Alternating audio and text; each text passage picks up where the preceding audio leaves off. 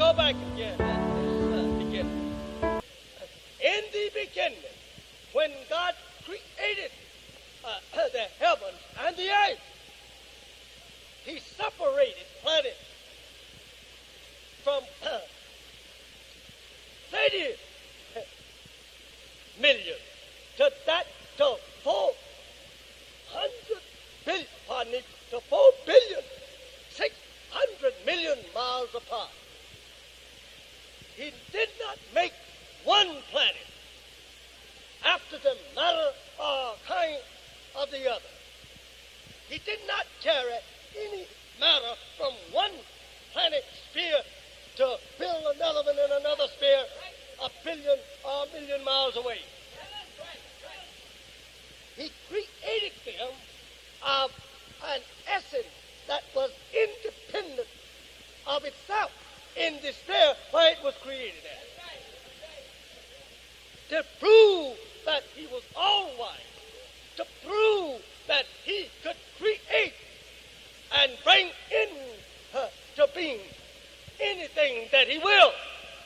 He would not borrow from another, but absolutely made worlds, planets, rotating into space, independent of the other.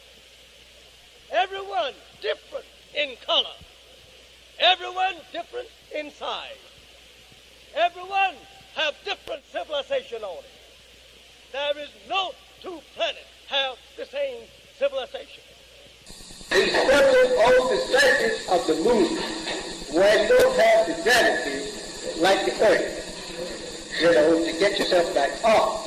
You see, you might find a lot of trouble there trying to shoot your rocket back off the moon. Because everything, and suppose you might have airfield plane, if you ever let that particular air there on that moon hit anything that is foreign to the moon, you might not have it any longer. And you can't come out of your plane. You've got to stay encased into something to keep the oxygen of the earth into your lungs. You can't breathe outside of it. You have to walk encased in something in regular tank, feeding, air to your lungs. From this earth, you couldn't breathe the air on Venus, and it is not a dead planet, it's a live planet, it has civilization. And you couldn't breathe the atmosphere of Mars. You can't breathe the atmosphere of no other planet but this one. Yes, sir. It's the only atmosphere. You couldn't take a drink of water on Mars, and you couldn't take a drink of water on Venus. So Venus has plenty of water, and more water than the earth. But still, you can't drink that. You couldn't eat the vegetation. Yes, sir.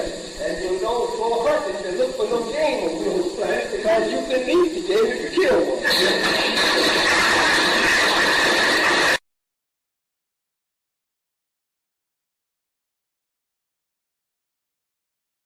Elaborate on that because nothing can really push the growth of the Honorable Elijah Muhammad. His teachings is enough. Nobody else can really help it, and nobody can really destroy it. We believe that Allah, God, taught him. He's a divine sent man. His works will be accomplished. And the whites are the ones who, I would say, make our movement grow, if anybody. The injustices that black people get. Taking their politicians and throwing them out of the White House, killing their leaders, taking their athletes and champions and putting them out. This helped Russia's following and make people come to hear more about what it really is that shakes up the power structure so about Elijah Muhammad. We don't drink, we don't smoke, we don't chase white women, we're not looking to integrate, we bathe twice a day, pray 5 times a day, and we don't want to push white people out of the neighborhoods, we're not pushing them out of the restaurants, but yet we seem to be the most despised and hated, and this makes the Negro who don't belong to the NAACP, who don't belong to nothing, he's watching, wondering what is right. And he see Muslims getting all the attention, and yet they're the cleanest and the nicest. They seem to be the most disliked, and everything that we practice, everything we preach is what white folks really believe, and it's what they are doing. And this rushes people and make them movement grow. The injustices that black people get, the swimming in fail, laying in fail, integrating, dying in, and now everything's done failed them. So now they're ready to listen to Elijah Muhammad. The book that I was showing Duggan was this book here. It's a UNESCO Courier. It's put out by the United Nations Educational, Scientific, and Cultural Organization. And so to show you how Allah always backs up any honest effort that's put forth by a believer and follower of the Honorable Elijah Muhammad, what I was showing him was this picture here of these statues that were found over in Egypt, Upper Egypt, of black men that were placed there or carved out of solid granite thousands of years ago. And if you notice, he didn't ever turn it toward the camera. He kept it down. Well, I started to turn it toward the camera, but I didn't. I was trying to be polite. And at that point. And but today in the Los Angeles Times on page 2, they have this same picture. You look in today's Los Angeles Sunday Times, and they have a story on page 2 about this temple over in Africa. They call it Egypt, but Egypt is in Africa. And the value of which is so tremendous, it points out how the United Nations is trying to float a loan of around $30 million to save this temple from being covered by the waters that will be brought up by this Aswan Dam that they're trying to build over there. And this thing is so shrewdly done that the average Negro will look at it and read it, and because it says Egypt, he never identifies it with him or him with it. It shows you how shrewd the white man is. But when all you have to do is look at the features of the thing, and you can see, brother, they got all the features that the white man says Negroes have. But because it is associated or connected with something of such value, archaeological and historic, anthropological value, the white man tries to steal it for himself and says, no, these are white people, these aren't black people. Now, this is the basic reason why the white man accuses the Honorable Elijah Muhammad of teaching black supremacy. Because what the Honorable Elijah Muhammad is teaching you and me opens our eyes to the point where we can look back in history and see that our history was actually superior to the history of the white man. In fact, our culture was the best. And best does mean supreme. So when the white man accuses the Honorable Elijah Muhammad of teaching black supremacy, what he's doing actually is admitting that what Mr. Muhammad is doing is teaching the black man how to recognize and understand his true history. And our true history is supreme when you compare it to the history of the white man.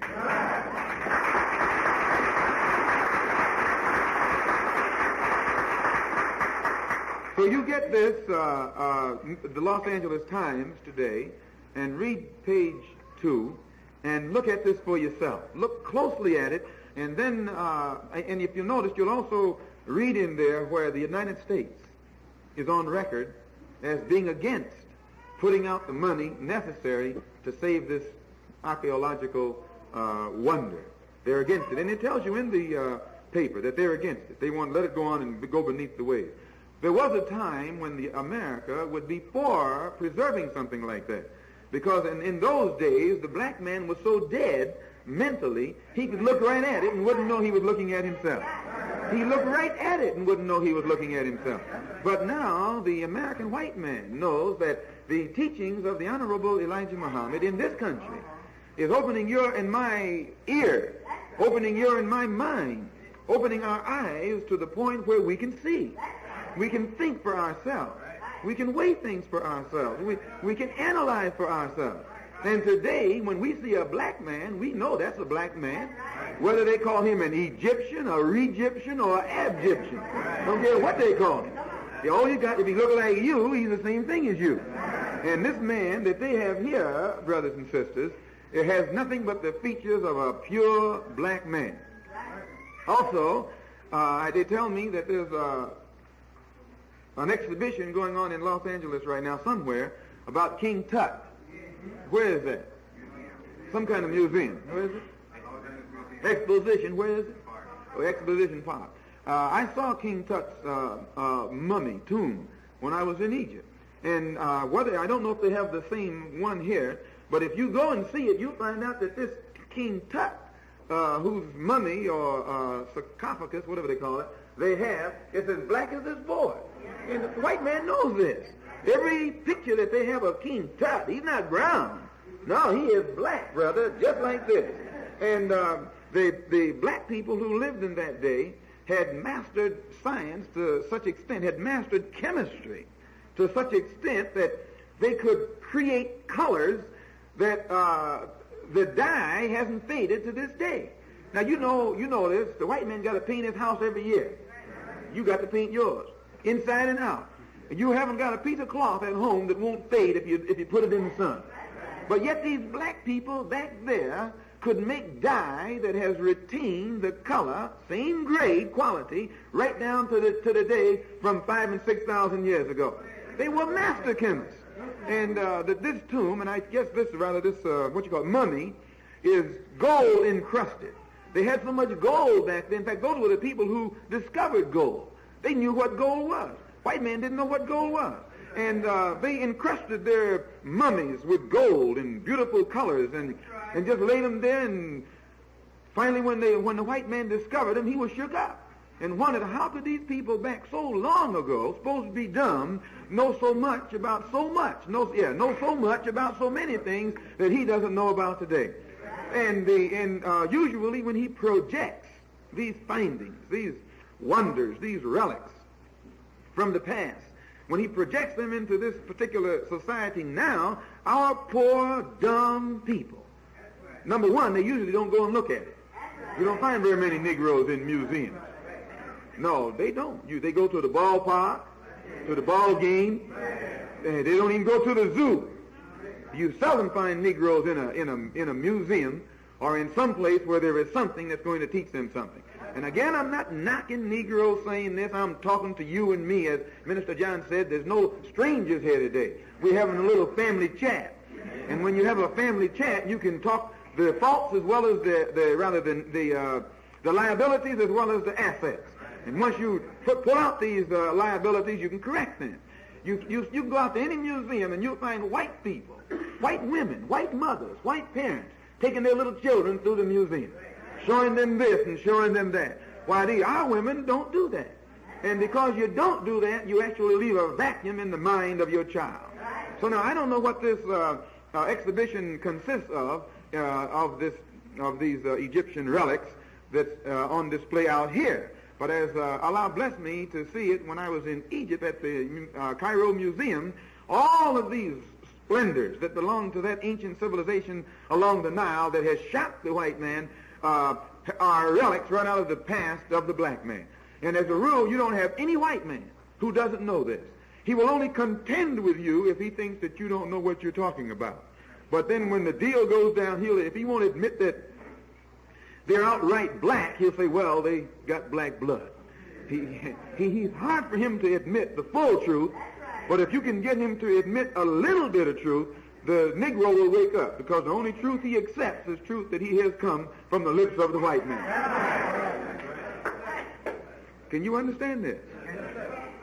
So I take time to mention that quickly, and you read the Los Angeles Times. I'm not a press agent for the Los Angeles Times, but if it has something in it that's of value, it's good for you and me to go and pick it up and study it for ourselves. And save those kind of things. And then when you're in a discussion with one of these crackers who are trying to bring you and me down, drop it on him. Say, look, boss, what I found in your paper. This man looked just like me. He don't look like you. And that ends it. Also, the other book that you saw him looking through that he wouldn't make any comment out of whatsoever was this one. He never commented out of this one because this is also put out by the United Nations. And both of these are hard to come by. This one isn't as hard to come by as this one, but this one is called Africa's Lost Past, the startling rediscovery of a continent. And this was put together by professors who were commissioned by the nations that belong to the UN after the Africans got their independence. After the Africans got their independence, they expressed complete indignation over the misrepresentation that the African continent had received while they were under the domination of the white man. So they pressured the UN to take some of the leading scientists of this day to delve into the true history of Africa and compile a pamphlet on the lost civilizations. And so this book is a record put out by the UN, endorsed by the UN, which means it has the recognition and endorsement of all civilized, free, and independent nations on this earth. And in this book, it tells you, in a nutshell, about the Islamic civilizations that existed in Africa in the 8th century. The Islamic civilization, you know what that means? Muslim civilization. It means, please, it means that the Muslim empire, that the Muslim religion, that the Muslim culture, Muslim civilization was throughout West Africa in the area called Ghana, Guinea, Ivory Coast, Gold Coast, Nigeria, all down through there. Vast Muslim empire in the 8th century. You know what I mean by 8th century? In the year 700 something. Wait a minute. 8th century. Yeah, right? Yeah, 700 something. This means 800 years before America was discovered. 800 years before America was discovered. 800 years before you were kidnapped and brought here. I have to emphasize kidnapped and brought here because some of y'all think you come over here as pilgrims on the Mayflower. But 800 years before our forefathers were kidnapped and brought here, the white man admits today that the Islamic civilization, the Muslim civilization, stretched throughout Africa. And he has to admit it now. And just to read you one paragraph from this book to show you why he didn't want to go into it. And frankly, in one of our court cases in Buffalo, New York, a couple of weeks ago, the white man, because he couldn't get a Muslim to testify against Mr. Muhammad, he went to Columbia University and found a Jew professor who was supposed to have been an expert on Islam.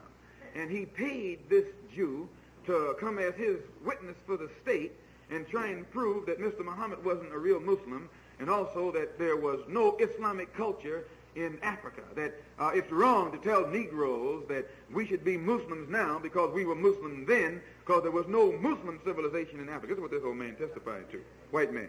So naturally, Allah blessed us to have this book from the UN, and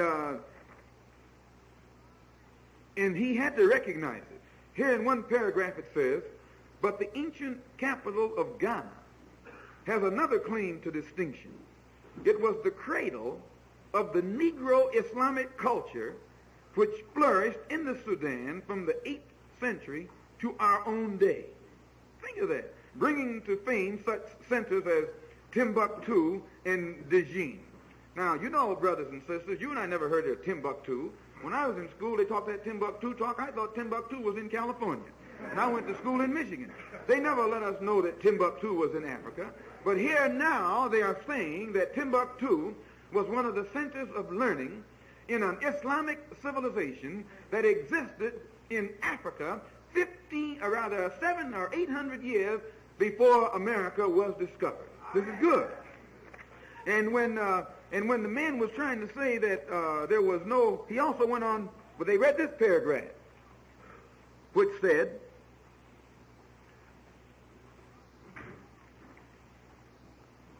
in some ways, the most valuable of all the Arab sources are the first-hand reports of the two, as far as I know, the only two Arab traveler authors who made extensive journeys through the Western Sudan. And by Western Sudan in those days, they meant Africa. All of Africa was called the Sudan, because Sudan is an Arabic word that means, it's plural for black. When you say Sudan, you're talking about the land of the blacks. So here, it's speaking of these two Arabs who made journeys through the Western Sudan, which means West Africa. Ibn Battuta and Leo Africanus. Both were remarkable men. Muhammad ibn Abdullah ibn Battuta, notice how they call him. They didn't say Jim Jones. Muhammad ibn Abdullah ibn Battuta. That's the kind of name you had before you came here. Was born at Tangier in 1304. Pick up on this, 1304. America wasn't discovered until 1492. That's almost 200 years later. and spent the greater part of his life traveling through the Muslim world of his day, visiting Arabia, Asia Minor, Khorasan, India, China, and Indonesia, as well as West Africa. You notice now what he said. He traveled through the Muslim world. And all of these countries that he traveled in were parts of the Muslim world. And he said, as well as West Africa. And see, the white men have taught you and me that in Africa, West Africa, people was eating, they were cannibals, like this cracker tried to say last night on the television. Which he reached in 1352. At this time, the empire of Mali still dominated the western Sudan, and Ibn Battuta gives an extremely interesting and human account of some of its institutions. Here's what he says.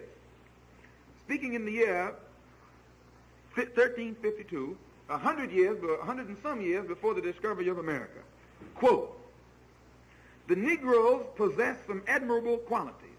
Now what you have to understand is, he didn't say Negroes, because he wrote this in Arabic. And these white professors have translated what Ibn Battuta wrote in Arabic into English. And so they're saying Negroes, but wherein Battuta, when he wrote it, he didn't say Negroes, because they didn't call black people Negroes in those days. See, you have to know all this in order to really read between the lines. The Negroes, meaning us, this is before America was discovered, possess some admirable qualities. They are seldom unjust, have a greater abhorrence of injustice than any other people. Let's pick up on it. Here this man, before America is discovered, is talking about black people are different from white people. Isn't that what he said? He said black people are against injustice. Black people are more so against injustice than any other people are against injustice. Why, this follows, you know the white man is not against injustice. He wouldn't have this country if he was. And he wouldn't have you here if he was. You wouldn't be as dumb as you are if the white man was against injustice.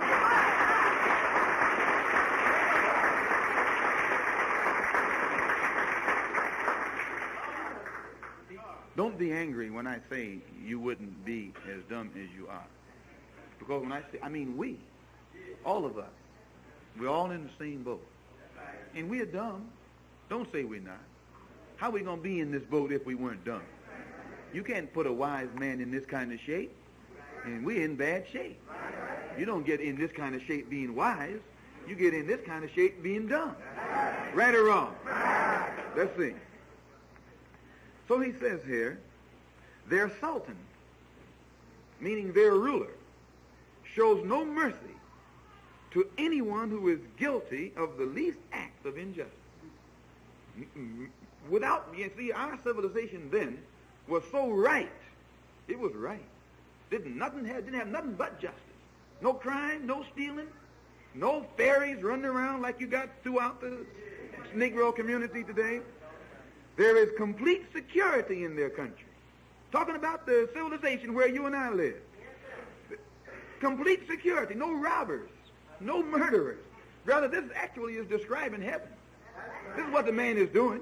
He is describing a civilization that has such high morals, such a high sense of morality, that it's almost like being in heaven. Neither traveler nor inhabitant in their country has anything to fear from robbers or men of violence.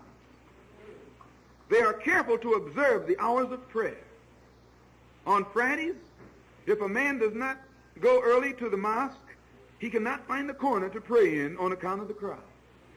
So many people go to the mosque to pray on Friday. The man says that if you don't get there ahead of time, you can't get in. Because these people, by nature, are religious.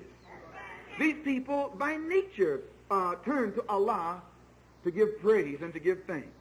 Brother, this is being written 200 years before the white man knew that the earth was round. Another of their good qualities is their habit of wearing clean white garments on Fridays.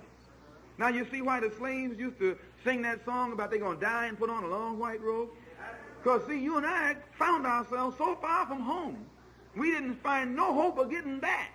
We thought we were going to have to die and sprout some wings and get back over there. And our concept of heaven was what? Long white robe. Why? Because we came from heaven. Heaven was home. Heaven was our home. Heaven was our homeland. Heaven was our homeland. Now the Beulah's land isn't up yonder. Beulah's land is over yonder. You're Beulah.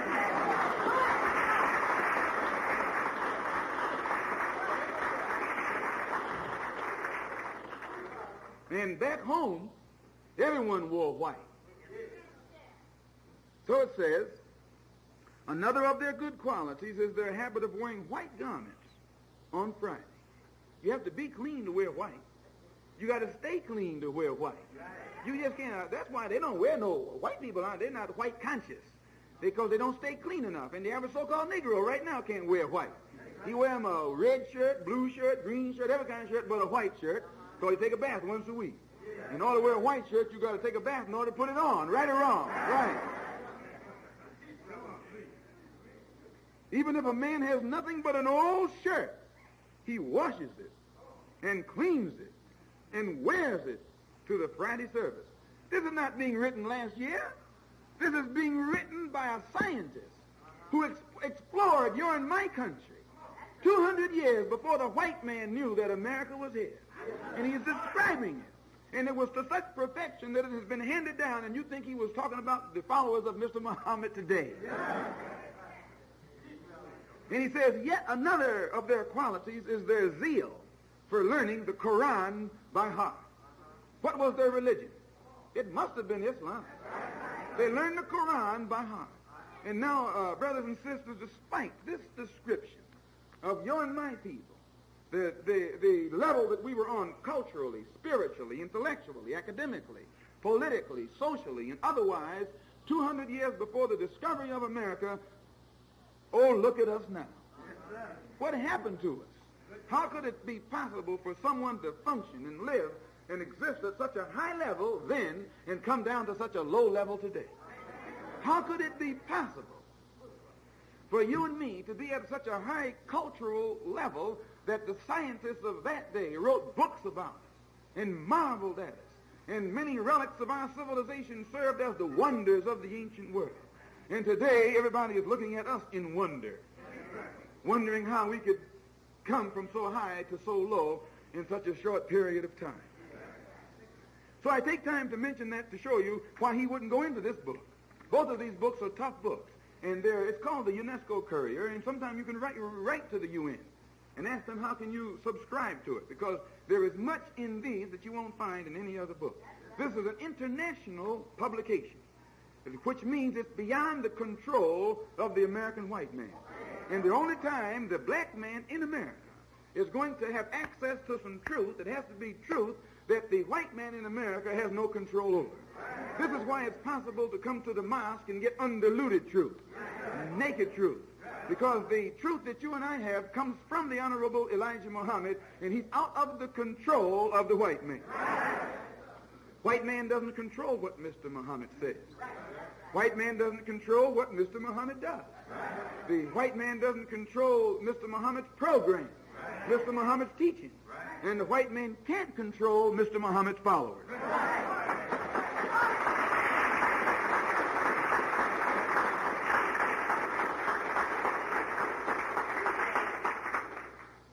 All praise is due to Allah. And he worries about that which he can't control. You would too. If you got some children at home and you can't control them, you worry about them, because you don't know what they're going to do next. White man is the same way. When you see him acting cool and calm next to a Negro, he knows everything under control. But when you see him start screaming at the top of his lungs about some Negroes, he is telling you there's something about those Negroes I can't handle anymore. And what he can't handle is he can't handle those who have been taught by the Honorable Elijah Muhammad. He know when we smile, it don't go no farther than our lips. Just like when he smiled at us, his smile doesn't go any farther than the lips. And we have learned the same thing. We have smiled at him, and it doesn't go any farther than the lips. Smile at him and shake his hand, just like he's been smiling and shaking our hand. We smile and shake his hand today and shake his head tomorrow.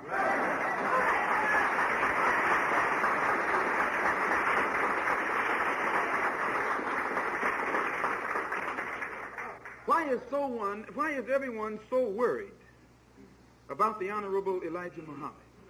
Why is the white man so concerned about Mr. Muhammad? What is it about Mr. Muhammad that makes him so much different from other black people?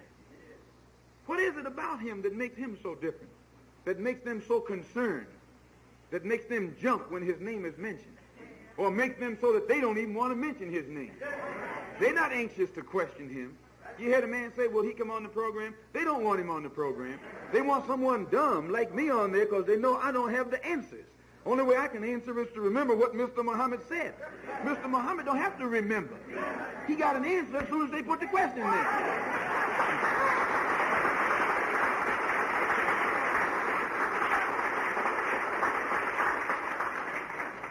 You see how they're trying to play you one against the other?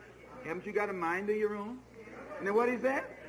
Can't you speak for yourself? That's the white man's way of building a Negro up. Well, all you got to do to knock a Negro down is tell him, haven't you got a mind of your own? And he'll run out and fight every other Negro just to prove he got a mind of his own. Oh, yes. He'll argue, dispute with every Negro he sees just to prove he got a mind of his own. Don't care how true you are. He's going to argue with you to show you, I got a mind of my own. No, don't never get that kind of way. You haven't got no mind of your own.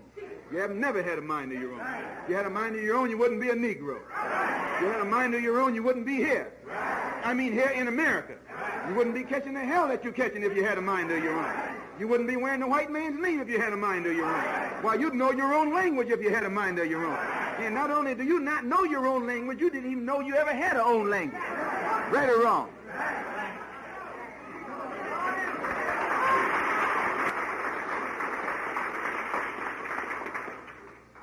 The Honorable Elijah Muhammad is a normal, natural human being, the same as you and I.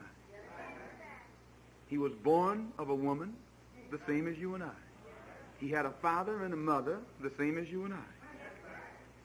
And because he did, that makes him qualified to be a leader and a teacher of you and me.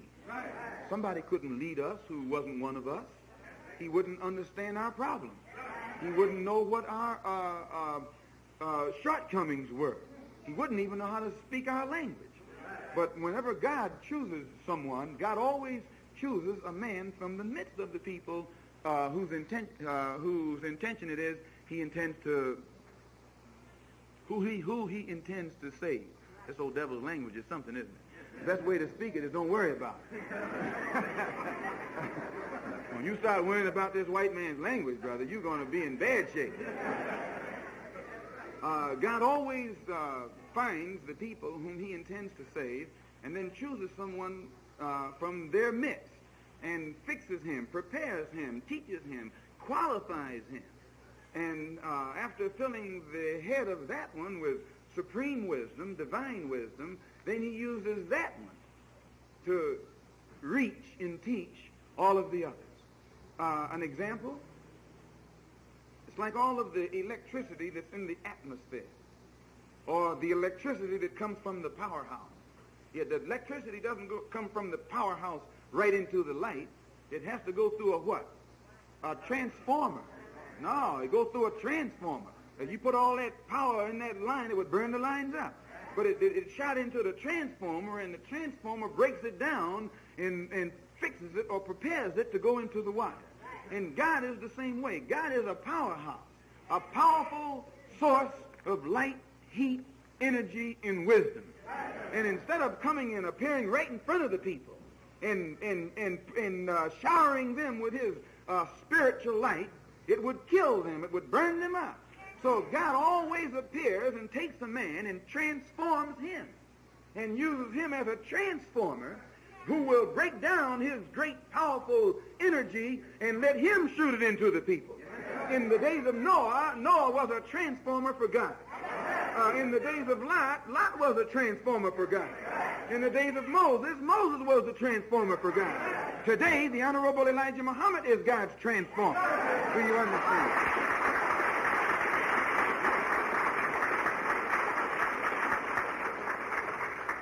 It is he who transforms the truth, divine truth, and makes it so plain that we fools can understand.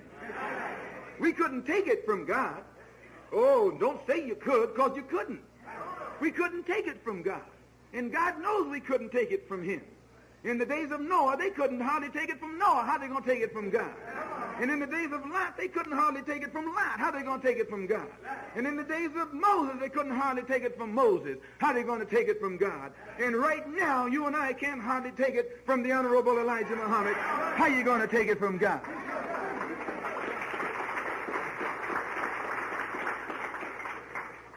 So the Honorable Elijah Muhammad is a normal, natural human being. He differs from you and me in that God has transformed him.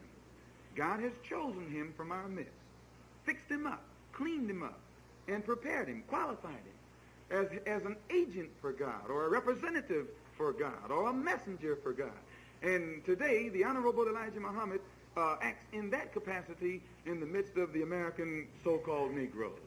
He's a normal man. Never begin to think in spooky terms about the Honorable Elijah Muhammad. He's a flesh and blood man, born of a woman and had a father and a mother. No miraculous birth, no Holy Ghost, nothing like that. No spirit jumped on him and told him, go and teach your people. Nothing spooky or mysterious is in any way connected with the Honorable Elijah Muhammad. Everything connected with him can be understood in terms of reality. This is what makes it so beautiful. He was born in Georgia. That's real, brother. When you're born in Georgia, you know you were born. Born in the cotton fields of Georgia. Has a wife. Married man. Is a husband. Is a father of 6 sons and 2 daughters.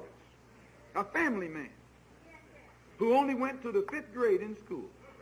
Some people say, well, I thought he went to the 3rd grade. I used to say that he went to the 3rd grade because I thought that's all the farther he went. But one day I was in a conversation with him and he told me, I mentioned about the 3rd grade. He said he went to the 5th grade. He said, but when you go to school in Georgia, the 5th grade is the same as the 3rd grade. In fact, the 12th grade is the same as the 1st grade. Now, I'm not knocking Georgia education, but I had a couple aunts who were old maids, and both of them were teachers in Georgia. And if they were teachers in Georgia, I say that whoever they taught was in bad shape, because they were in bad shape. So he went to the 5th grade in Georgia to school, and his father was a preacher, same as most of y'all got fathers preachers. Practically every old Negro in this country, his father was a preacher. Right or wrong? Didn't know how to do nothing else but preach. My father was a preacher, and I know he didn't know what he was preaching. And if your father is one, he doesn't know what he's preaching. I had to put mine in there first so I could get at yours. Otherwise, you'd have thought I was putting you somewhere. But I've heard the Honorable Elijah Muhammad say that when he was a child, he always read the Bible. There was something about the Bible that attracted his attention. He always used to read it. And as he would read through it, tears would come down his face. He knew that there was something in it that needed to be understood. He said even in his dumb state, before he was awakened and enlightened with divine understanding, when he would read that book, tears, he couldn't read it without tears coming down his cheek. He didn't understand it, but he said he knew he didn't understand it. Whereas most Negroes read it and don't understand it and don't know that they don't understand it. But his lack of understanding of the book tore at his heart and brought tears down his cheek. And before his mother died, I used to spend many hours in long conversation with her. And she used to tell about when her children were young, how different the Honorable Elijah Muhammad was. She named him Elijah. And she said that he was different. He was different than all of her other sons. She had 13 children. And he was the 7th child born to her. And that 7th child of hers was always different. And she did say that one day when she herself was only 7 years old, a little girl, she had a vision that she was going to have a son that would be different and would do a great work during his lifetime. And when she grew up and had 13 children, she didn't know that this was going to happen in her family.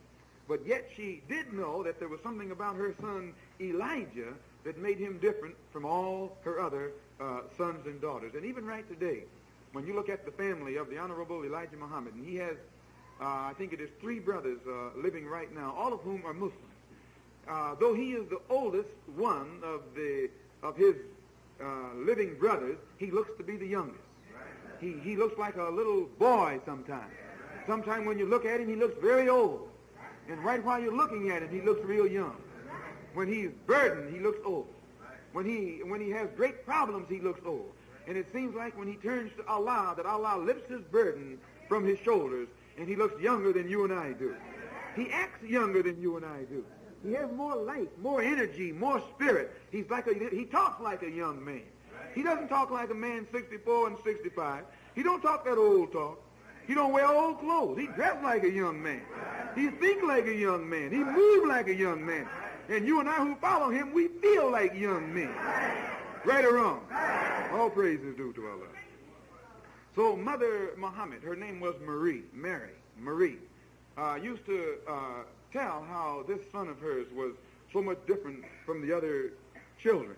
And actually, one of the things that makes the Honorable Elijah Muhammad different, he was born with an ingrained love for his people. So you know how some of our people are. Some of our people are just automatically friendly. They're just by nature, they're sympathetic. They are by nature, they want to hear your trouble. They're interested. Then you find others, they don't even want to hear their wife's trouble. Don't want to hear their mother's trouble. Do you understand that? Well, God placed within the Honorable Elijah Muhammad an ingrained love for all of the American so-called Negroes. And his deeply ingrained love for his people made him patient with his people. He has patience with the shortcomings of the so-called Negro. And because he has patience, his love for us gives him patience with us. He's merciful toward us, which in the next sense makes him forgiving toward us. Where we condemn one another, he doesn't condemn us. Where we find fault with one another, he doesn't find fault with us. He doesn't condemn us, he condemns the white man. He doesn't find fault with us, he finds fault with the white man.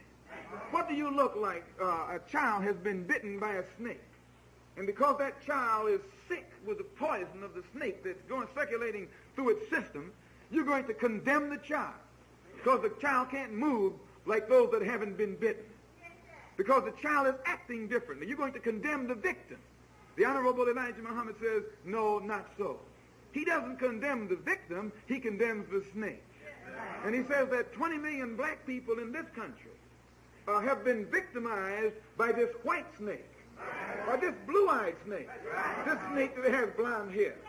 All of the faults, all of the shortcomings that you see existing among the so-called Negroes in America today, the Honorable Elijah Muhammad says, we're not at fault, we're not responsible, but the real one who is at fault and responsible is the American white man.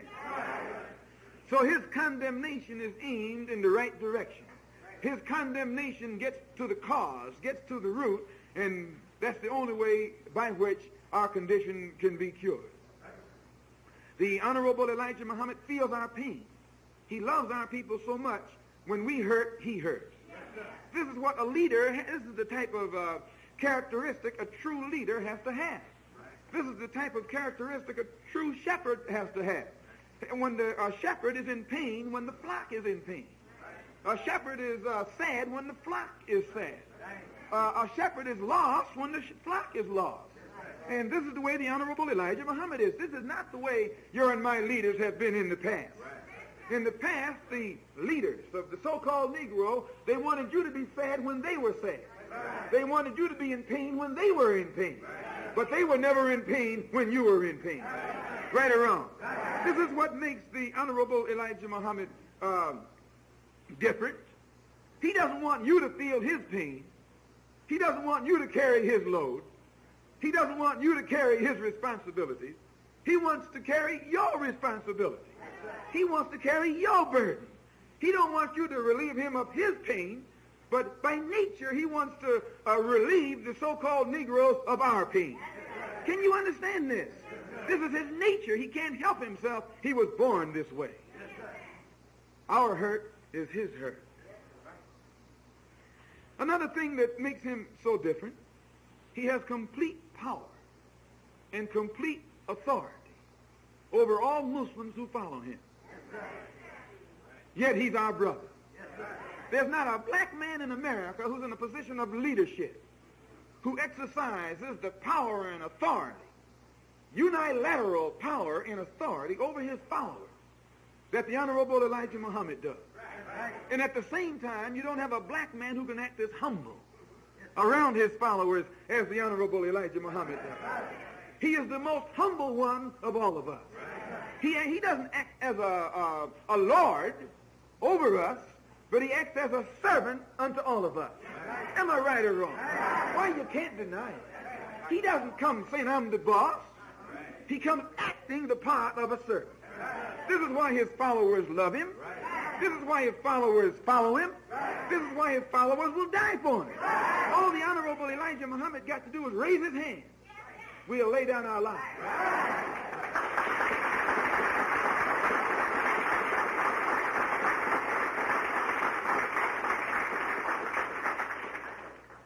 Not only will we lay down ours, we'll take yours.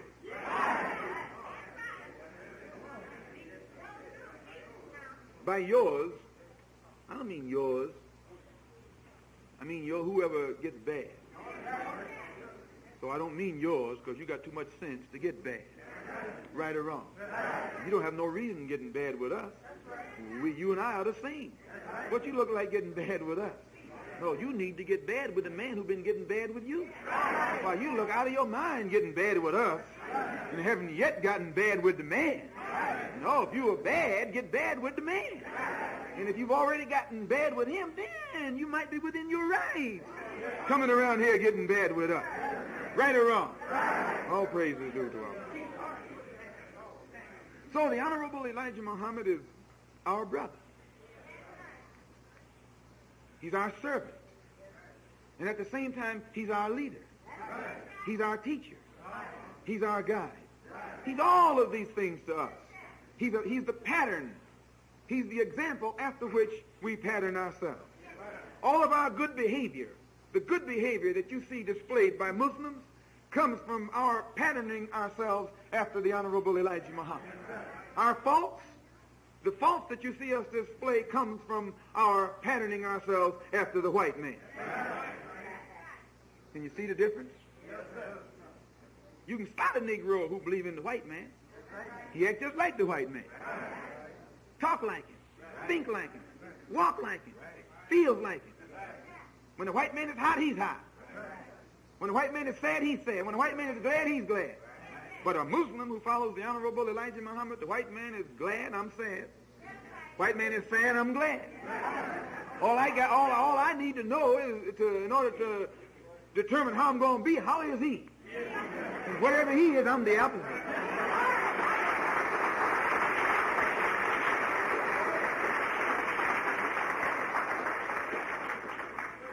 The love that the Honorable Elijah Muhammad has for us is what gives him patience with us.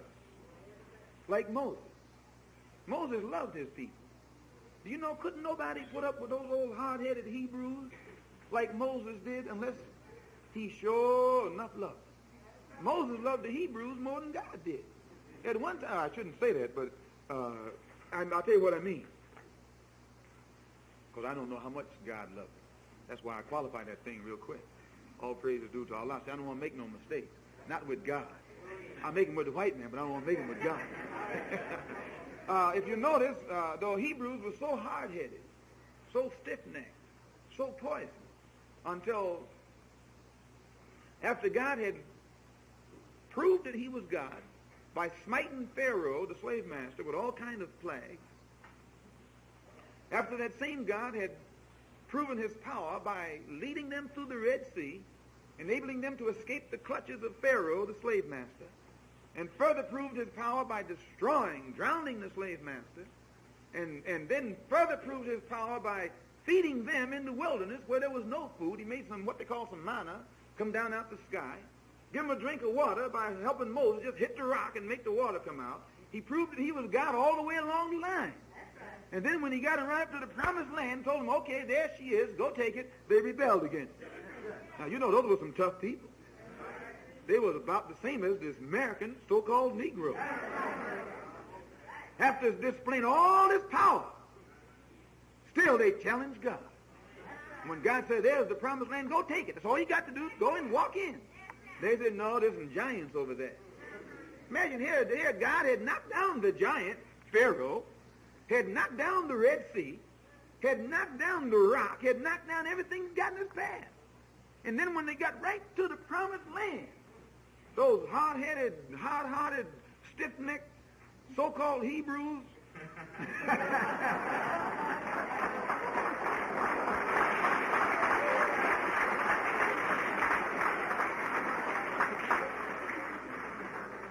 began to argue with Moses, began to argue with their leader, with their teacher.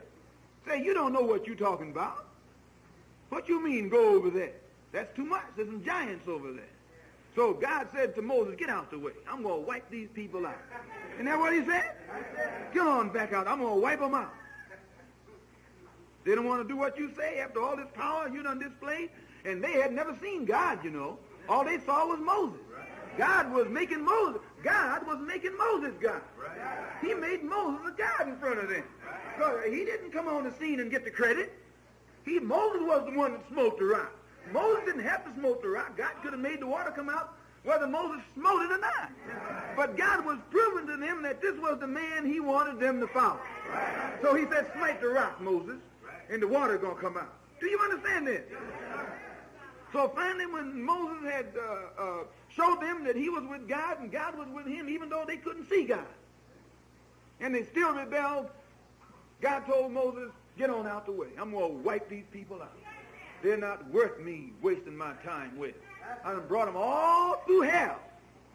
Showed that I got more power than the slave master. Got more power than the Red Sea. Got more power than the rock. And they still going to rebel. Step aside, Moses. We brought them far enough. Moses turned to God and said, please, don't destroy these people. Think of that. Here's Moses disputing with God over some worthless people. Here's Moses contending with God over some worthless people. People that weren't worth 2 cents. They was just about like you and me.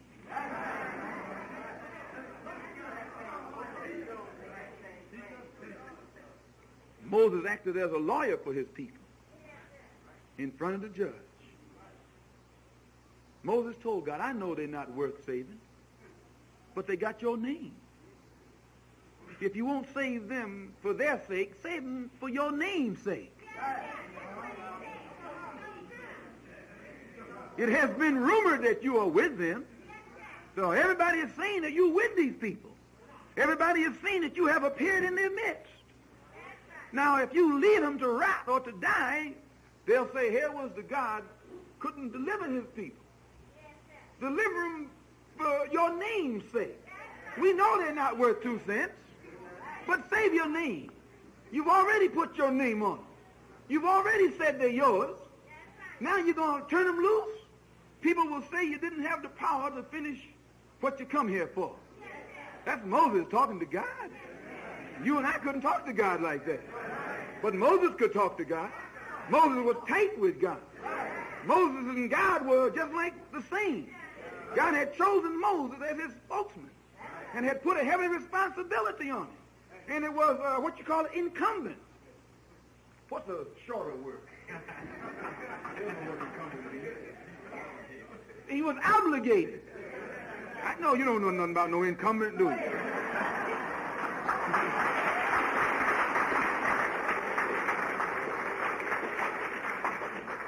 He was duty bound to back Moses up, to support Moses, right or wrong. So Moses told him, if you don't want to save them because of their worth, save them for your name. But God was wise. Show you how wise he was. He knew Moses had him. But see, he was all wise. So he told Moses, "You right. I'll save them for my name's sake. But not these. I'll make them wander in the wilderness. They'll still keep my name, but they have worked my patience to its end. I'll send them back into the wilderness and let them rot 40 years wandering. Then their little children, who still have my name, I'll take them and give them the promised land." That's something to think about, isn't it? The Honorable Elijah Muhammad is just like Moses. He was born in Georgia. When you're born in Georgia, you're born in double bondage. Just as Moses loved his people so much that he would act in their defense despite their shortcomings, the Honorable Elijah Muhammad acts in defense of the so-called Negro despite our shortcomings. He forgives us our faults because he knows before God cleaned him up, he had faults. He knows he had weaknesses. He knows he had shortcomings. And because he had all these things himself, he understands ours. And the book did. God told Moses that in the last day, when our people would be in this condition, and we in bad shape, he told Moses, "I will raise them up, one from the midst of them, just like thee. And he'll do for them as you have done for your people." And you and I cannot deny that our condition in America is the same as the condition that Moses found his people in the land of Egypt. And we need a man like Moses. We need somebody who can do for us what Moses did for his people. And somebody who will have as much patience with us as Moses had for his people. Somebody who will be as forgiving with us as Moses was forgiving with his people. And that man God has placed in our midst, or raised from our midst, in the person of the Honorable Elijah Muhammad. He's a Moses to us. He's a Lot to us. He's a Noah to us. He's a Daniel to us. The Honorable Elijah Muhammad left Georgia with his family and moved to Detroit. And back in those days, in 1930 and 29, and the country was in bad shape. And Detroit was in worse shape. There was a depression. Negroes were jobless, on the welfare. There was a great deal of dissatisfaction and disillusionment. And it was at that time, in that year, in that atmosphere, that the Honorable Elijah Muhammad first began to listen to the teachings of a man whom he then knew as Mr. Farad. Mr. Farad. Mr. Farad was a little, short, 5'6", 130-pound black man with oily black hair, light brown skin, who appeared in Detroit going from door to door in the Negro neighborhood, selling silks, selling goods from the East. And as he would enter the homes of our people in Detroit, he would tell them, "I'm your brother from the East. These silks that I have are the kind of silks your people wear back home." That shook our people up because they didn't know they came from back home. They thought they were from down home. He used to tell them about the glorious culture in the East that our people had. And as he would talk to our people, he got the ear of many of them. They used to convene in different ones' homes, in the home of different ones, in order to discuss what Master Farad was teaching. First they knew him as Mr. Farad. And as they began to listen to his teaching, they called him Master Farad, because he taught like no other man ever taught. The interest of the so-called Negroes in Detroit in what Master Farad was teaching began to increase. Their numbers began to increase. There were too many of them to come into a home. So they rented a hall. They got together and took up a collection and rented a hall. And the crowd outgrew the hall. They had to get a larger hall. And there were so many thousands of people wanting to hear what Master Farad was teaching. They couldn't all get in at one time. This was back in 1930, 31, 32, and 33. So he used to teach in shifts. There'd be crowds outside trying to get in. Nothing inside but black people. They didn't let nobody come in but black. No white folks allowed. That was the first law, first rule, first practice. He told them, I'm your brother from the east. My name is, well, so the Honorable Elijah Muhammad teaches us that they taught in shifts, that Master Farad would let a packed auditorium come in and teach them for an hour or so, and then put them all out and let another crowd come in. Sometimes he would teach for 24 hours. They never saw him sleepy. They never saw him tired. They never saw him stop. And the Honorable Elijah Muhammad says that he was with him for 3.5 years and never saw him close his eyes to go to sleep one time. That didn't mean he didn't sleep, but the Honorable Elijah Muhammad, who was with him the most, said that he never saw him go to sleep. Said that one night, they were in a hotel together, and he wondered, did this man ever go to sleep? So he went and was supposed to have gone into the room to sleep. And that is, Mr. Muhammad said he went to go to sleep, and he wondered, was Master Farad sleep? So he got down to the keyhole. I heard him say he got down to the keyhole and looked at him, looked in there to see, and Master Farad was standing in front of a dresser, a looking glass, a mirror, looking in the mirror, and it looked like he was looking at the keyhole, looking at him.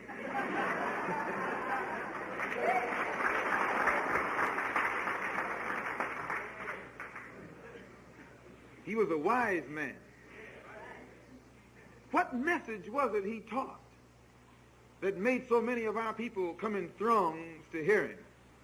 He taught the Honorable Elijah Muhammad that the American so-called Negroes are the people who are symbolically described in the Bible as lost sheep. He taught thousands of black people in Detroit that the Negro in America is the one that the Bible is talking about as the lost sheep. That the Negro in America is the one that the Bible is talking about as the lost tribes. That the Negro in America is the one that the Bible is talking about as the lost people of God. This was his message. And he said, I am your brother from the east. Your long lost brother from the east. I have come to open your eyes and tell you these things. They say he knew more about the Bible than any man that they had ever listened to. He sounded like he wrote the Bible.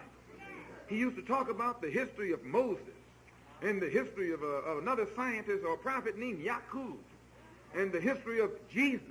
And the Honorable Elijah Muhammad says that as Master Farad would talk to them about these biblical characters, he wasn't talking like he was repeating what he had heard somewhere else, but he talked like he was right there with Moses. He talked like a man who was on the scene with Moses. He talked like a man who was on the scene with Jesus. He talked like a man who was on the scene with Daniel and with Abraham. He didn't talk like he was saying something that he heard someone else say, but he talked like someone who was on the scene and had witnessed the lives of these men himself. And he said that the Negro in America was the lost sheep, the lost tribe, or the lost people of God. And that you and I originally belonged to the religion of Islam. He said that Islam was the natural religion of man. That Islam was the name of God's real religion. And that the nation of Islam was the nation to which the black people originally belonged. And he said that the so-called Negroes in America had been lost from their own people for 400 years. And because they had been lost from their own people for 400 years was the reason why they were referred to as the lost sheep or the lost tribe or the lost people of God. But he also taught that his coming the coming of Master Farad was for the purpose of finding the so-called Negro, and that he had found them. And he says that these were the people who were lost, but thanks to his coming, they were now found. So he said that we were rightfully described as the lost, found nation of Islam.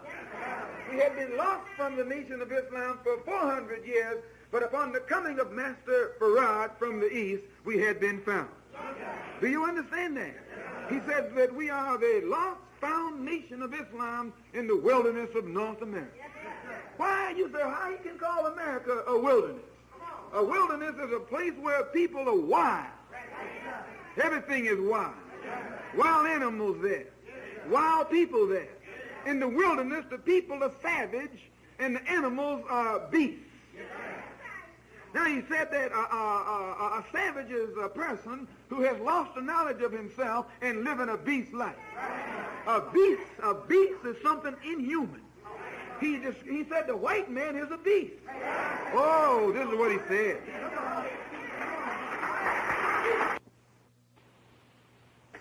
And he used this particular adjective or animal or description to describe the white man. He said, in America, the white man is a beast. And our poor people in America, the so-called Negroes, have been lost from the knowledge of ourselves for the past 400 years. And because we have no knowledge of ourselves and our own kind, he said, we've been living a beast life.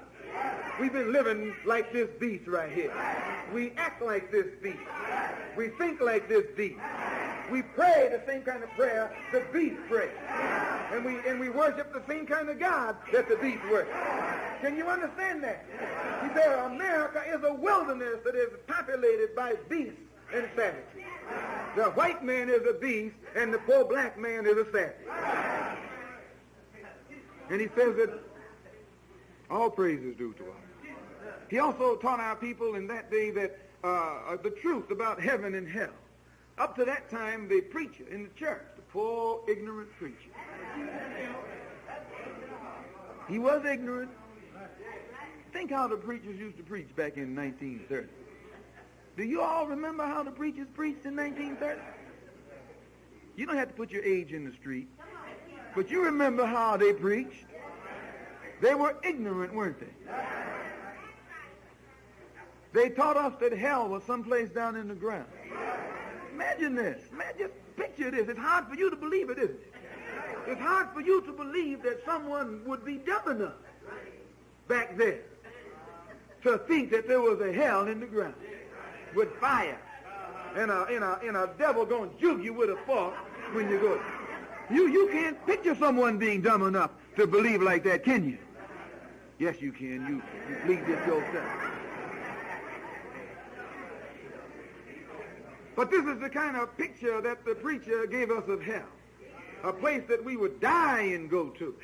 And somebody with horns and a fork would jug us for the rest of our life after we was dead. Pick up on that. For the rest of our life after we were dead. Why, it don't even make sense. But we believed it.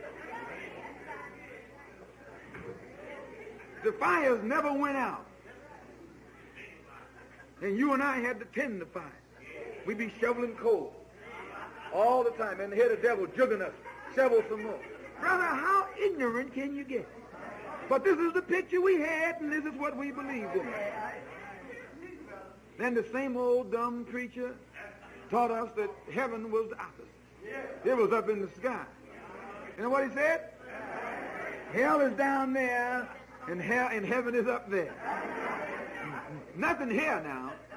Everything is there. Down there and up there. Heaven, he said, was when you die and go up there. You wear long white robes and slippers, golden slippers, and a golden crown. What else? Yeah, milk and honey. I know you know what he said.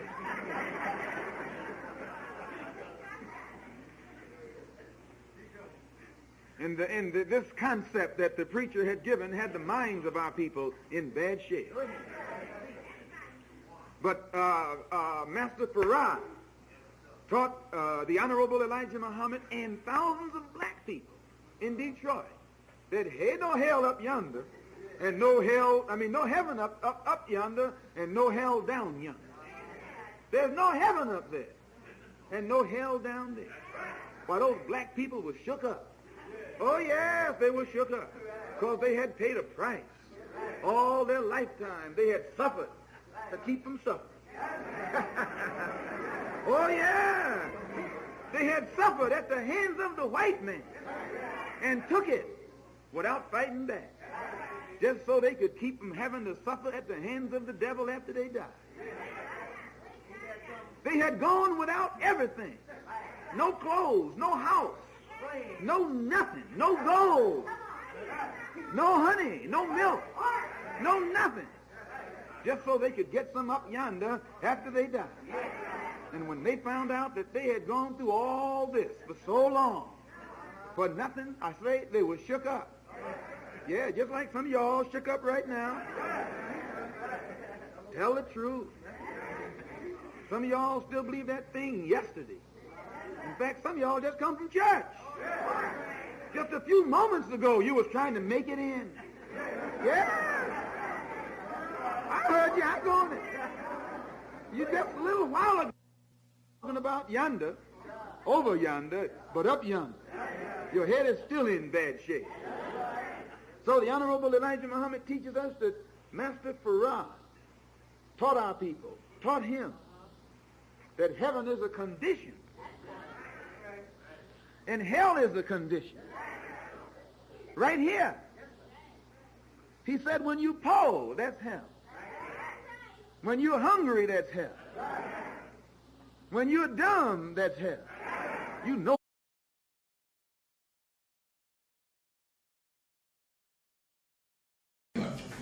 Well, the incarnate souls coming in here now, these star children, they're not walk-ins, these crystals, they come from many planets. Andromeda, a couple come from Arcturus, I think is where I'm from. A lot of places. And they've actually incarnated here to help this ascension come on. And these Dracons don't want to leave. Now make some predictions, and remember you heard it here, this was long before. When you start looking, in fact, the most heinous time on this planet is November 1st. If you ever do pray, if you ever do meditating, on November 1st, do it. And that's the day after All Hallows Eve. Why in the world people celebrate Halloween, I have no idea. You walk outside, it's Halloween. Any big city, it is Halloween. Every time you turn around, it's Halloween. And it's honoring evil. And it's the dead, the Feast of Samhain. On November 1st, they slaughter children. Did you hear me? November 1st, midnight and on. And when you start looking around August and so, you see children disappearing. Always watch your children around that time, because they will take them or they encrypt them so that the children will even turn themselves in. What I'm saying to you sounds so fantastic, but if you will look at the fantastic things that are happening, you must know there must be a reason. And that reason is one that most people skirt. I don't skirt it. I talk about it. The hope is that if we talk about it, and we can understand the whys and wherefores, we will aid our universal creator in making this planet free. Our planet is going from kindergarten to graduate school. We're in the process now of getting heavy into the fourth dimension. So you're going to start seeing things out of the corners of your eyes. You're going to begin to visualize. You're going to begin to feel restless and so on like this, because the energy fields are changing. And if you change with those energy fields, and this is what you're supposed to do, you become more psychic, you become more perceptive, your mind and things you'll be able to move. In fact, the children now that were born over the last, I'd say, since about 1989, 90, they can move objects now. Animals always come around them. They can summon. They're doing things. So this is why they take them and give them all these vaccines to slow them down. And if you take your child, I'm sorry, if I anger you, get angry with me, release something. You take your child to get a shot, you ought to be shot yourself. Just that simple. You haven't learned yet that these chips are nothing. They put chips in there, voices in the head. If you've ever heard any of my teleconferences, I interviewed 2,500 people in Tampa, Florida, that have all been TI, technically invaded. These guys that did the shooting, they were part of that group. They were going crazy, voices in their head. And those chips are what they put that in there again. You walk into CVS, you walk into Walmart, you walk into Walgreens, they'll give you 26% of whatever you buy if you take a vaccine first. Because it's ugly? Because it's just so wonderful again? The flu. How do they know from season to season what you need a shot for, what kind of flu it is? Now they're talking about MERS, okay? Middle Eastern scurvy or something on this thing, MERS. MERS is nothing to do. It's got to do with alien tissues that they put in you, and the tissue starts going out of you like little weeds and stuff coming out of your body. They experiment with you. They always have, but they always will not because their time is growing short. So if you can understand the driving force behind the headlines, then when you hear the headlines, it's not so shocking. There is an alien force that controls the Illuminati, and the Illuminati controls your banking, your government. You still think you vote? You really think you vote, huh?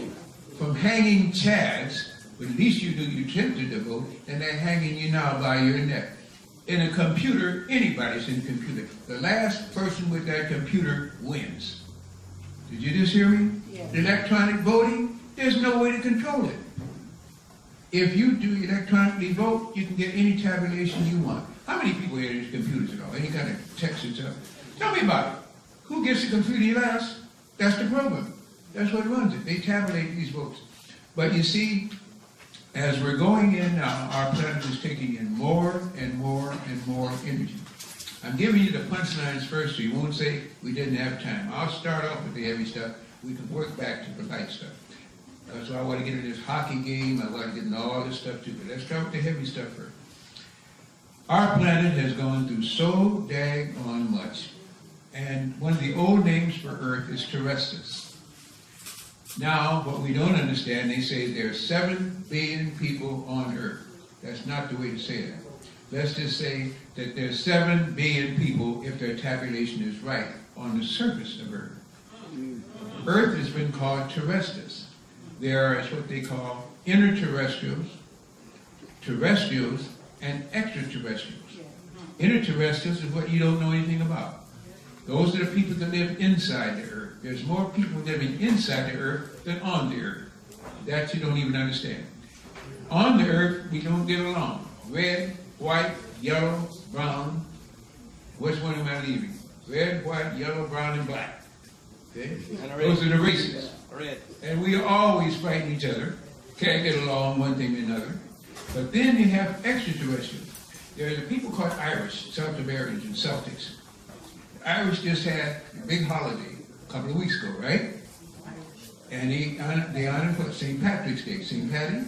By the way, to tell somebody telling that St. Patty was a Briton. He was not Irish, he was a Briton. Okay? That's another thing they don't understand. But what they do remember is the legend Darmain about the goat. They talk about leprechauns, they talk about fairies, they talk about gnomes, they talk about trolls. All this thing was brought in when they left Ireland because this is where a lot of these dracons lived at that time. Now they understand the extraterrestrials. Extraterrestrials live in the sky. They're fairies. They're gnomes. They're what do they call this other thing? This L word. Leprechauns. Elves and leprechauns. There you go. These are the ones that live in the sky. They are fairies. They help with the growth of things. They help with this and that. They used to know how to summon them and call them. So this is why I see all this is in what was called magic. Real magic is with a J. Okay? False magic is with a G. It was a summoning. If you remember now, the reason why they've given Haiti so much hell is because it was Toussaint Ouverture, Jacques de Celanese, Henry Christophe that summoned the Tugaluski and killed 50,000 of whose troops? Whose troops? What was the guy's name? Had the withered arms? Napoleon. That's right. 50,000. They never forgave him for that because they was trying to fight a ghoulish army, a Tugaluski. They raised and summoned them and they attacked them. That's where you use your magic, but you have to understand where they are, who they are, how to summon them, and what are you going to price to pay. All that was taken away for what they call unfortunate magic. Now they call it voodoo. There's no such thing as voodoo, it's Valda. And you son mumbo the gods and stuff. This is where the ancestors used to summon, and this is what we have lost. This is an army that used to fight the army. Now it is, the whole planet is being ruled by a race of creatures that have got to go. They'll be leaving in mass, starting about November or so. Watch, you're going to see UFO. You're going to see also about orange, red, and so fireballs. And they're up and down the coast. I'll explain what that is. You're also going to see masses of UFOs leaving here in November, December. You're not going to see some. You're going to look in the sky and say, what in the world was that?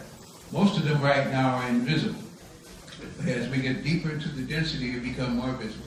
Next year, around May and so, that's when they're going to have to leave in mass. And those people are going to start fleeing. When they see all these ships leaving this planet, they won't know whether they're coming or going, but they'll be leaving. They've got to go. And the reasons why they've got to go is because our sun is putting out coronal mass ejections. But our sun right now is putting out what they call these sunspots. Yes. The sunspots form on the side that we don't see, and they come around to the front. After they get around to the front, they discharge. And this is what they call coronal mass ejections. They're telling you now that the sunspots are at a very high low. I don't know who's been drinking what sake, or who's been doing what. There's nothing low about that sun. That sun is putting out energy that you wouldn't believe. In fact, in the 1800s, and say 1905, they tell you if some of those coronal mass ejections would hit, we'd all be fried to a crisp. Yep. We'd all be dead. Why are we dead? Because our vibrations are raising. Because we're more energetic. We're getting to a whole cycle now. So what used to be killing, now you can absorb. And the more you can open up your pineal gland, the more you can take in the things that you take this, the stronger your body can become. And this is where melanin comes in. This is where this hatred of melanin. It is not a hatred of melanin, it's an envy of melanin. Because melanin is dark matter. When I was in school, they told me that I was part of the Milky Way galaxy. I've been so long, I've been to so many schools and stuff way back when. Now they're telling me that we're going into the Milky Way galaxy. Have we been in it, or are we going into it? And if we weren't going into it, then they told me some more lies. They told me so many lies, I guess that's just one of the many I can count that they told me then. But to get there, we're going to have a different sun. That sun has been called Wormwood, Nibiru, all kind of misnomers. One is a planet that orbits the sun, and the other is the sun itself. People have gotten all confused with this one. It is already here. It is 7 times bigger than you are, or bigger than our planet is. We said, why do we see it? Because it's on the 5th dimension. We have got to work up to have that as our planet. This is why they tell you there's nothing new under the sun. You're going to have a different sun to now enter into it. So our planet has got to change vibration. So that now, when it happens, people are going to really get awe-stricken because it's 7 times larger than our planet is. But by that time, our planet will also be expanding. Our planet will be on a different vibration. And riding through now is a weeding out process. Some of you will die. I will maybe die. But death is not possible for a soul. The soul cannot die. The soul transforms. Now, if you're soulless, and now you're hearing about Buffy the Vampire Slayer and all that stuff that don't have souls, yes, if you don't have a soul and you get zapped, you cease to exist. A soul, you just come out of the body and say, well, we try it again. It's just that simple. Souls can't die. This is why, again, many of you have incarnated more times than you can even remember. You have racial memories. Most of us in here, I'm saying some stuff I know is hard to digest, but what's new? Most of us in here have incarnated so many times we forgot about it. We don't even know.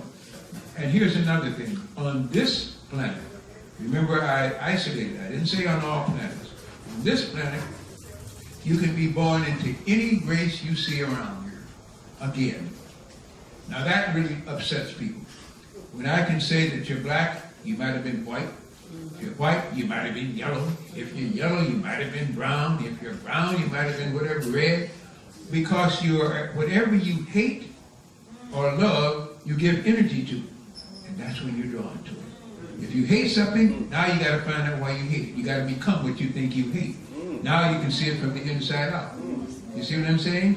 Thoughts are things. And whatever you hold in your thoughts, you draw towards you. It's magnetism. It's magnetism. It's going to draw you there. If you hate something on this planet, okay, let's see how you like to hate. Let's see what it's about that you don't like. This is a very thing. You can't tell people this, but if you start thinking, you get hypnosis, you'll find out you know other languages. A lot of geniuses are being born now. They're not geniuses. They're coming back with racial memory because they're retaining soul consciousness. You got these women, these girls now, 12 years old, singing like a woman 32.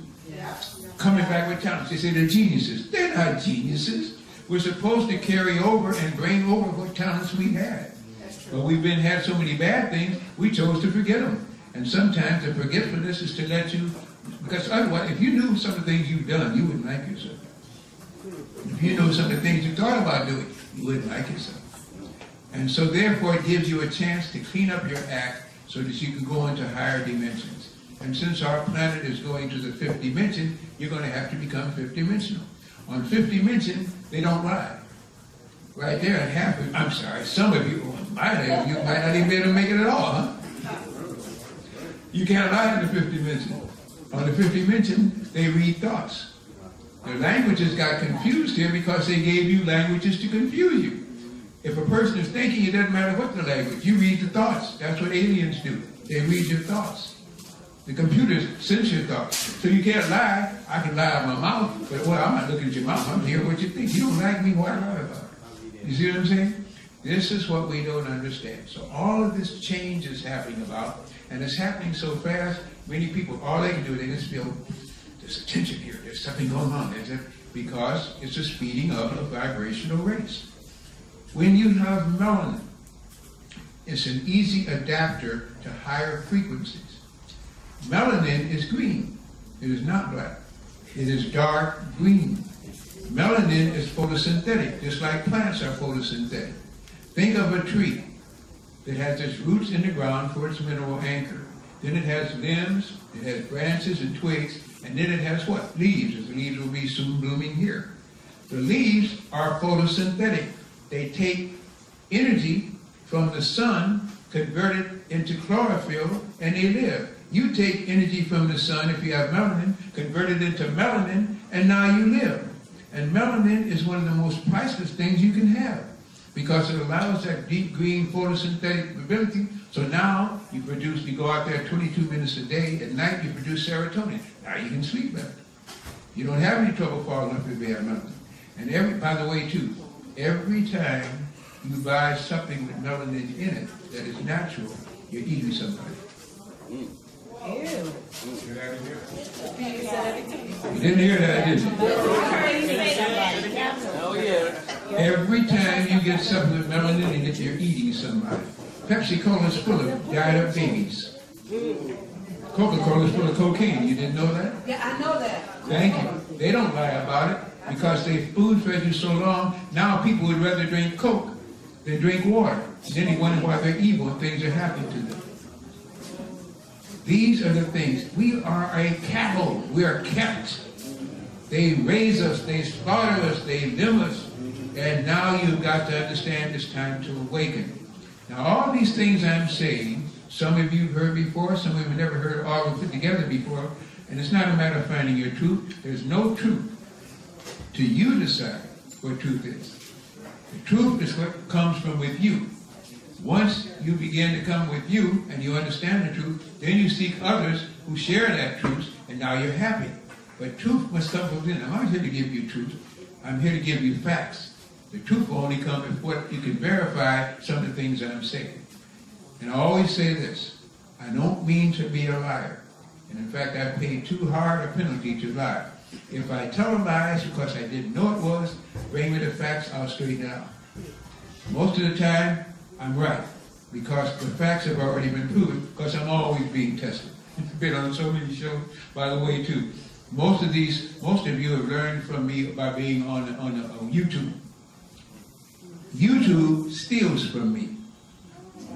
There's not one YouTube presence there that gives me a penny. Here, old elder fool, here's $1 for letting me steal from you. You support them, you're hurting me, because I'm not getting a penny of it. So every time a person says, I went on YouTube and I saw you, I say, okay, here we go.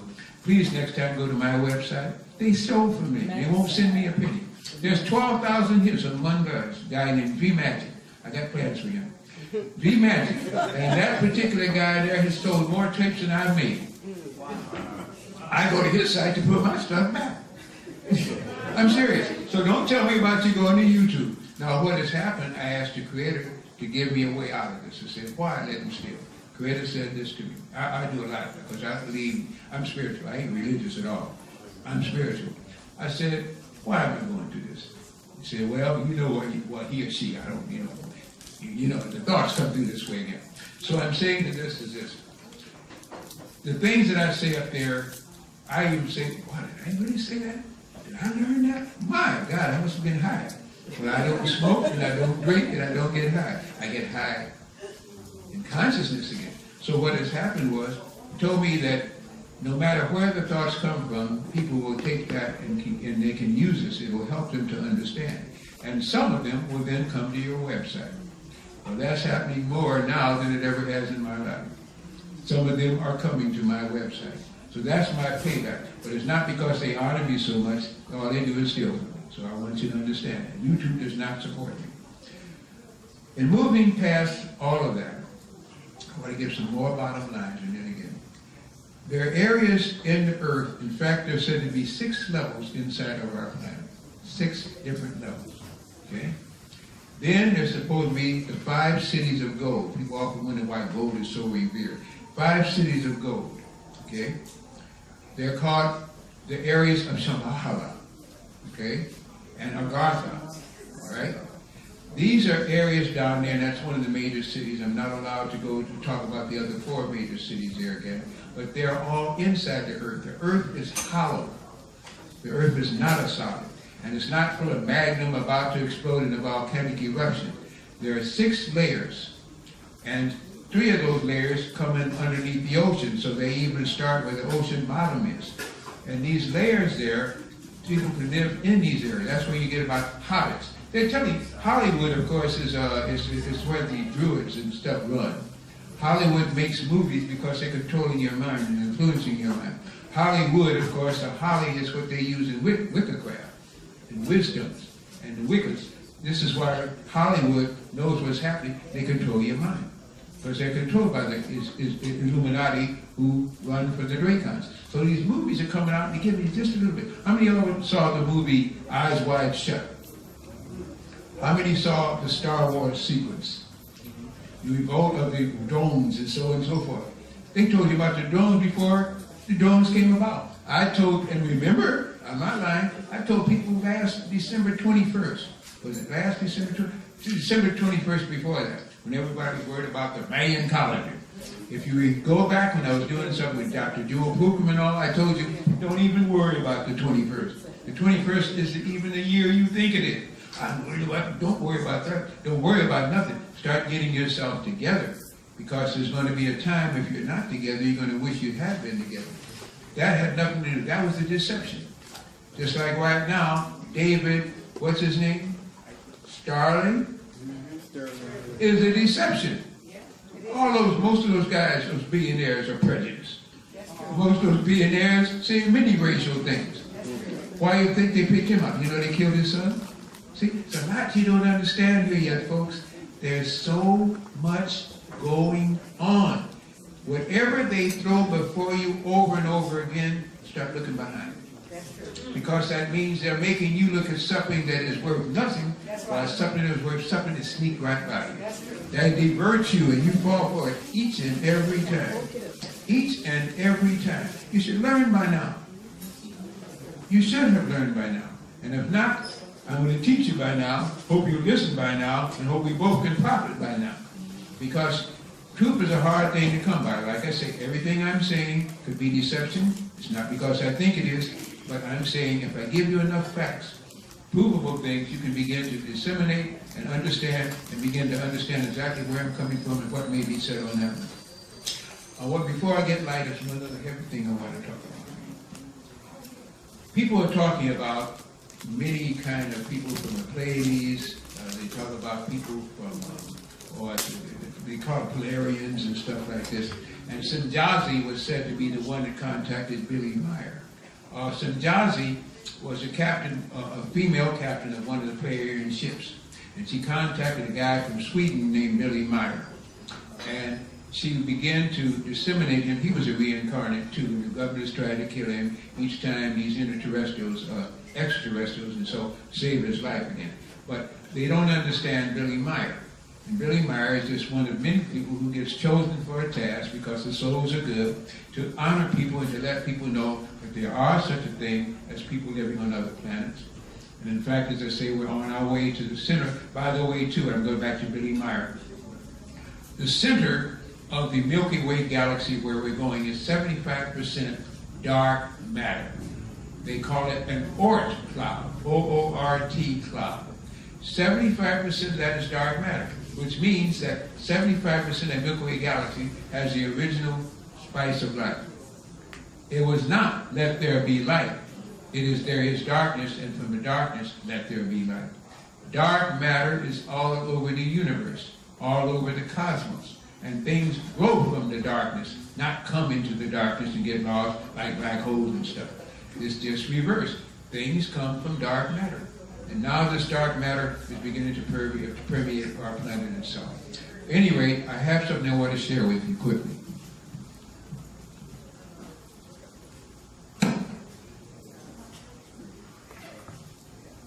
I need PowerPoints, and I need somebody to make me up some PowerPoints, but until they do, I do the best I can.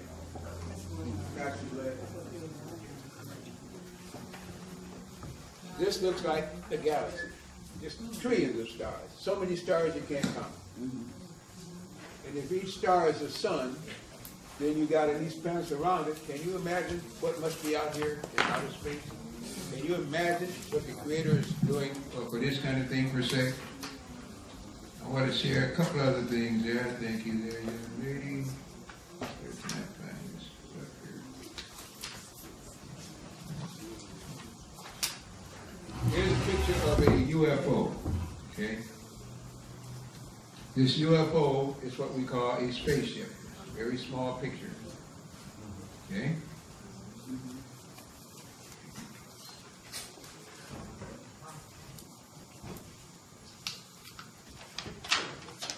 Here's another picture of a UFO. It's what they call a spaceship.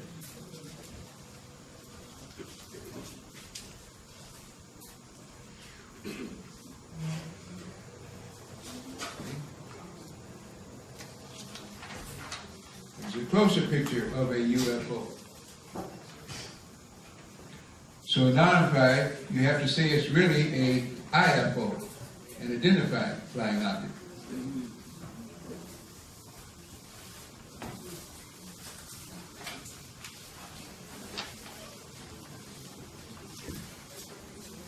Another one.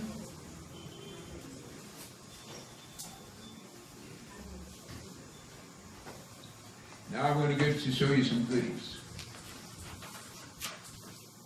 Here's one showing the terrain beneath it. That's the easiest way to identify something that's a model and something that's not.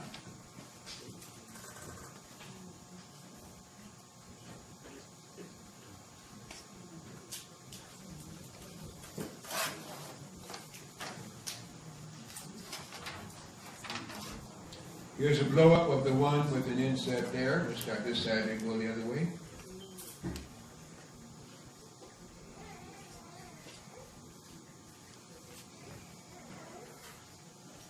Now these happen to be Polarian ships. These are the ones that contacted Billy Meyer.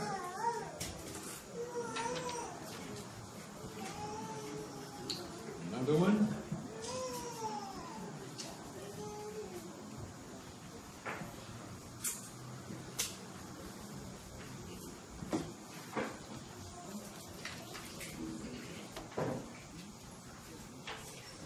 Here's a close-up of one of their time ships. This is something that they had a long time developed. They're very proud of this particular ship because now it can jump time.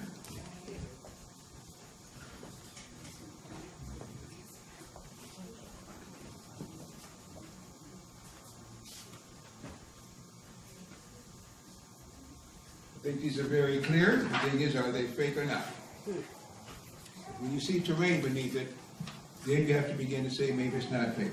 Now, here's one that's kind of hard to see, but there's a hillside view, and then there's and I want to see another, there's one where I had a Mirage jet. Where was this thing? It was chasing one of them. Is that it? Yeah, that's it there. Yeah, here's one where they had a French Mirage jet that was trying to chase this thing. It was close to it, and it jumped time, and it appeared there, but you can still see in the background there, this Mirage jet, and this is a blow-up of it on the other side.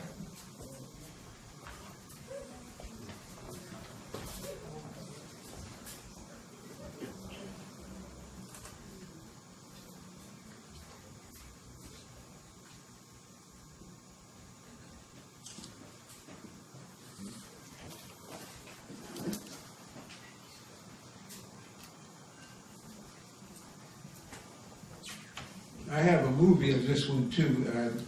I had some floods in all of my place, and I haven't been able to find it since the floods came on. That's really something to see. Here's 3 of them again, and they're kind of going around. On the movie, you can see them going around, but there's 3 of them here that are going by, taking through some twigs and trees.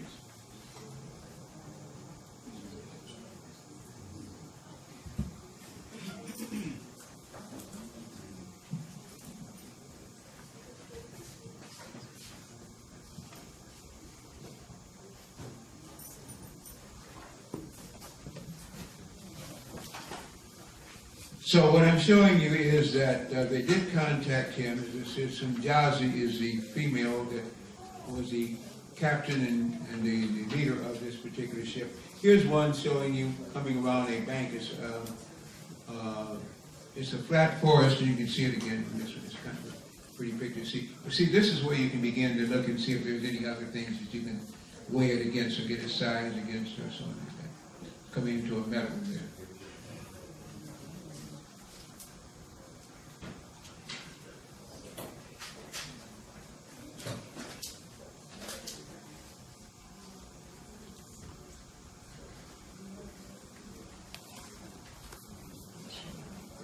Most of the goodies. Dr. Blair, you want some water? No, thank you.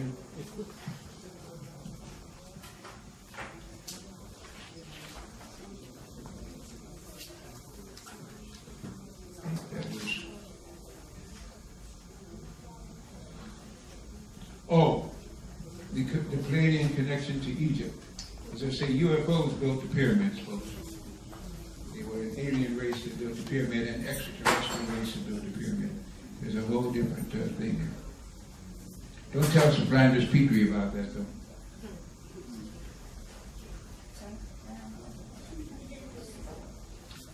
Okay. Thank you very much. Appreciate that very much.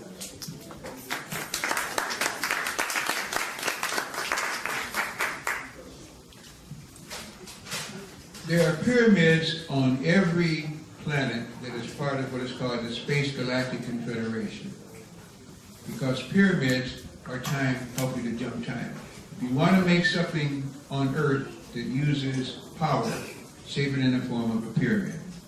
Russia has done so now. It leads the whole world in weather wars.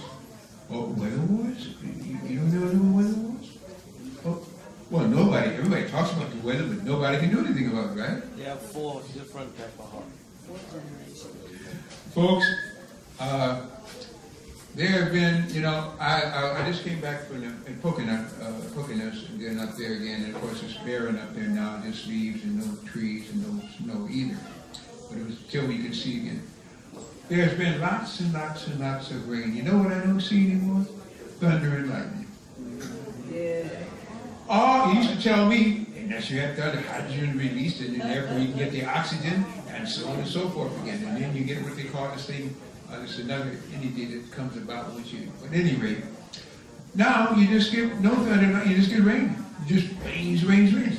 Because the whole sky is artificial. Yep. You can't even see the sun anymore. The sun is peeking through because it's so powerful now. By the way, we got 3 suns. It is so powerful now that it's all you can see. But the whole sky now, you're in your lab rat. You have a false canopy. You can't even see a cumulus cloud anymore. When you go up in the airplanes right now, when they fly through all these chemtrails, the whole plane will vibrate. I thought that thing was going to come through, so give me some biggies. Yeah, because it's all full of these particles. Titanium, barium, aluminum. And now, with Fukudemi Daiichi, we got cesium and plutonium-90. And cesium and, plutonium-90. So now you got cesium, plutonium, barium, titanium, and you're breathing this stuff. You don't have any choice. You're a lab rat. And no world government stops it. What does that tell you? Not one world government says, why are they spraying my people? And why don't they stop it? If it was a government, then you got a collusion of world governments that want all of you sprayed with chemtrails. You're breathing chemtrails. You know, there's one thing here I bet you none of them will do. I bet you none of you will stop breathing. Do it for me, stop breathing. So if you don't stop breathing, what do you think you're breathing in every time you go outside? Titanium, barium, aluminum, cesium, strontium-90, and every other thing they choose because you're a lab rat. That's all you are. And you're tired of being a lab rat, so is the Creator tired of you being a lab rat. So to get past that laboratory ratness, you're going to have to raise elevation to stay with this planet. The reason why it's taking so long is because most of us couldn't have made the grade. It's given us time to clean up our act as they get rid of them. This is a time to clean it up. This is a time to stop thinking and saying the negative thoughts. And by the way, when you get perfect, start criticizing other people. As soon as you're perfect, criticize other people. You got so much work to do inside, you shouldn't be able to criticize anybody else. If you really spend your time doing what you want to do. But most people would rather criticize somebody else because they can't live with themselves and they lie to themselves. Lie to yourself, you lie to anybody. Over and over again. Face the fact, folks. Things are speeding up. You can feel it. Things are speeding up. People are getting very jittery and nervous. There's a guy, there are people that take orders on my internet, on my website. And this is the truth. This guy, I didn't take it, but one of my people that helped me, you know, when I moved here, the guy made an order on the internet, and then 3 minutes later wanted to know where the order was. 3 minutes, dang. I said, you're telling me a lie. The guy that told me, he said, no, good. He said, I tell you. He texted me. He said, when are you going to be sent? Because when you order it, you're supposed to drop it in the mail. I said, tell me that this is a lie. He said, if it was a lie, the guy just wanted to create some trouble by putting a reversal on PayPal on you. There are people that wait, up there says in plain English, 5 working days minimum. 5 working days minimum. Do you know the weather we've had in Chicago? It's one anything can get through. Whole shipments have been lost and misdelivered. We had 140 days of, I don't know what you want to call it, of man-made weather. So it's going to take time. The mail wasn't getting delivered.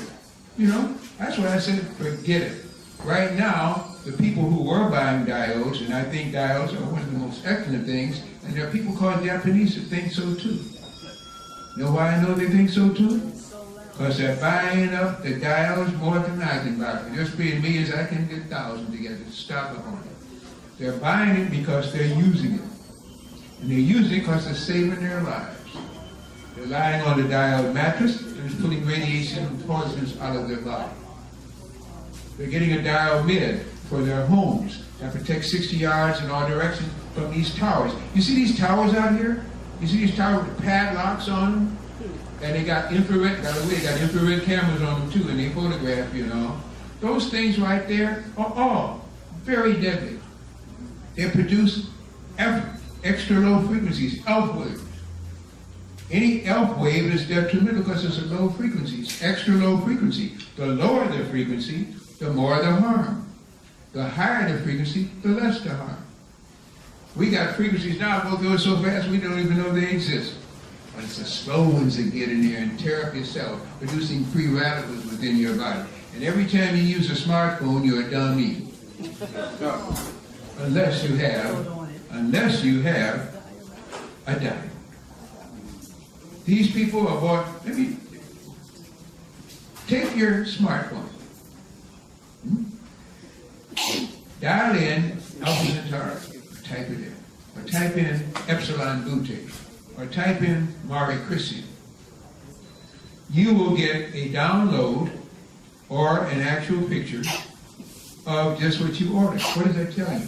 You've contacted an orbiting satellite, which is now downloading directly into you. And what are you doing? Holding it in one hand and pushing with the other. You got a direct contact now with a radiation-laden satellite. And you just said, oh, aren't I smart? Isn't that brilliant? Those things are dangerous, folks. They got smart meters out there now. That's worse than the smartphone. It's just as bad. The smart meters are illegal. You can fight them. But who takes up the fight? In Michigan, they actually got their state senate to reverse that, and people can now get them removed. But the smart meters all check the electrical usage in your home. And you pay more for it because the price goes up because you got a smart meter on it. And they're giving you more radiation. They can tell when you're shaving. They can tell when you turn on the light watching TV by the amount of energy that you're using, the amount of radiation that's showing up on your meter. And since they're on every meter in the block, they can get a collective reading, meter to meter, and tell what everybody in that neighborhood is doing. When they're home, what they're doing, where they're walking, and you can also see the people's energy field moving inside the house. Huh? You asked for that, didn't you? You asked for them to give you that, didn't you? No, you didn't, because you don't have any control of it. The Illuminati run this planet for the Dracons who had this planet. Every time you go to an election, you don't select, you elect. And you don't know who you elect because the computer tells you who elected you. And yet, you think that you're voting. Yeah. Where can't I begin? I know I've dropped a lot. I'm just beginning. Let's kind of lighten up a little bit. Because it's just as heavy to lighten up as it is to lighten up if it's heavy. Think about this. It's just as heavy to lighten up. Lighten up is heavy. Now, they had, next time I have to hear it. They had what they call, hockey is beginning to be a very excellent sport now on this planet. It has been for a very long time. Ask the Moors. We used to play field hockey with a stick and a club. In fact, when the Moors came over to Nova Scotia and went across what they now call Canada and came down into what used to be called Encalia, which you now call Algonquin in America, they were playing hockey. But they used it not so much on ice, they used it on a structure. They used it on land. Okay? Well, other day, I don't know if you're into hockey. I'm an avid hockey fan now. Hockey's really growing, especially in Chicago, because the Blackhawks, they won 2 Stanley Cups, and millions of people came out. They wouldn't come out to vote, that's okay. They wouldn't come out to picket, that's okay. They came out to honor the Blackhawks. So let me go to this. The Montreal Canadiens were in Game 7 in overtime, and a winger, came flying out of there, pushed aside another guy, shot a slap shot, scored it, and that was it. Montreal was going on deeper into the Stanley Cup, and Boston was out. You talk about cursing. You have not heard FUs and nigger and all the rest of it like that. The guy happened to be black. And the people in Boston went crazy. I think I remember Crispin Attic getting something like that happening here. And it's just where they had the Boston Marathon. They're supposed to be wholesome now and God-fearing, right?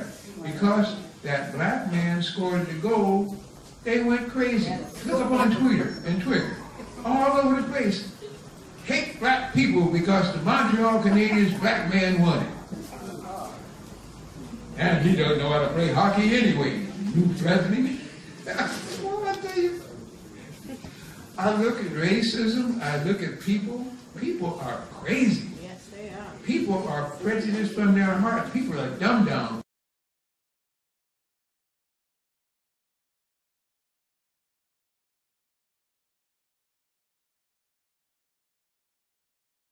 Drive time to Washington, D.C., Thanks to, again, what's the brother's name? Carl Nelson.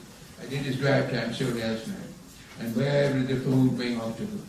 What's very interesting about all of that is that I did some research. And there have been black people playing hockey for I don't know how long. One of the acronyms that they gave was called SONA.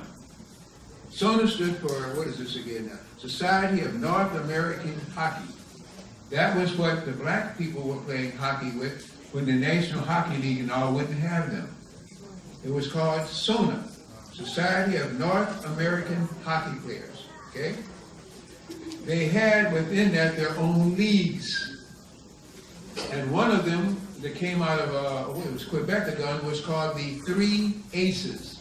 The Three Aces played for a black hockey team, and they had a guy by the name of what was called, what is this guy's name? Herb Carnegie. I had to look this one up. Herb Carnegie. Herb Carnegie stood 6'3", 220 pounds, and skated like a flash. Scored 70 goals in one season. He had his own brother. His brother was called Ozzie Carnegie. Wasn't quite as good, but probably as good as any of the superstars we're right into now. And they had a third guy out there who was called, again, Manny McIntyre. Those were the Three Aces. They refused to play those people in that National Negro, or what do you want to call it, hockey league. They wouldn't even play them. Yet they come out there and say that hockey is a white man's invention and is played by Caucasians only. It was started by black people. And here's one that's going to grab your heart. Hold on to your seat. When you start hearing about the slap shot, that vicious wham and see it, now you don't, that slap shot, they say Boom Boom Jeffrey-On and Bobby Ho were two of the best personifiers of black. It was not. The slap shot was invented by a black man. But hear about this black man that invented the slap shot. The slap shot was invented by a guy by the name of Henry Franklin. Henry Franklin was a goalie. Henry Franklin was 3'6" tall. 3'6". Did you hear those bombs I just dropped on you? You haven't heard anybody say that. Remember again, give me my dues. I do my research. The Creator leads me into my research. Henry Franklin was so close to the ice that when he slapped it, bam, it was a slap shot. He had a slap shot, but he was that close to the ice. And he was a goalie that scored 3 goals because he hit it so fast, it got down before the players could get there. That's what was called the slap shot. 3'6" midget, black guy, Henry Franklin. Make some money, $64,000 question. Yes. Folks, we are so dumb on this planet. We are so dumb down, comatose, brainwashed, inoculated vaccine, and racist to our heart. And we got 13 races on our planet, 7 of which we don't know anything about. You can't get along black, white, yellow, red, and white, or whatever. You got 13 other races here. You got people living inside the earth. You better learn to get along. That's all I got to say. If you can't get all the color of skin, you're going to really be in trouble. Very much trouble. This is stupid what we do down here. All of this thing about anyway. But I had to throw that out to you again. 3'6" guy. Make some money on that one. I'm sure you can get some big dough on that one again. So I'm saying again, and one of the first things too, one of the first black men, which you used to hear this person a lot, his name was Willie O'Reed. And it was the Boston Bruins that invited him to their minor league team. So even though they were one of the first ones to get into the minor leagues, they were the first ones to call them niggers because they got beat afterwards. I wish we get so passionate about so many other things as we get about sports. And of course, sports now is going to be presented all the time to get people heard and keep you happy. That's why any kind of sports you want now, you can get. As long as you stay occupied. As long as you stay dumb down, comatose, brainwashed, and sports alive, that's cool. When you wake up and start doing something more than sports, now you get dangerous. So there's no any kind of sports you want to. Keep in mind, starting next year, they're not going to be able to play sports unless you have a dome stadium.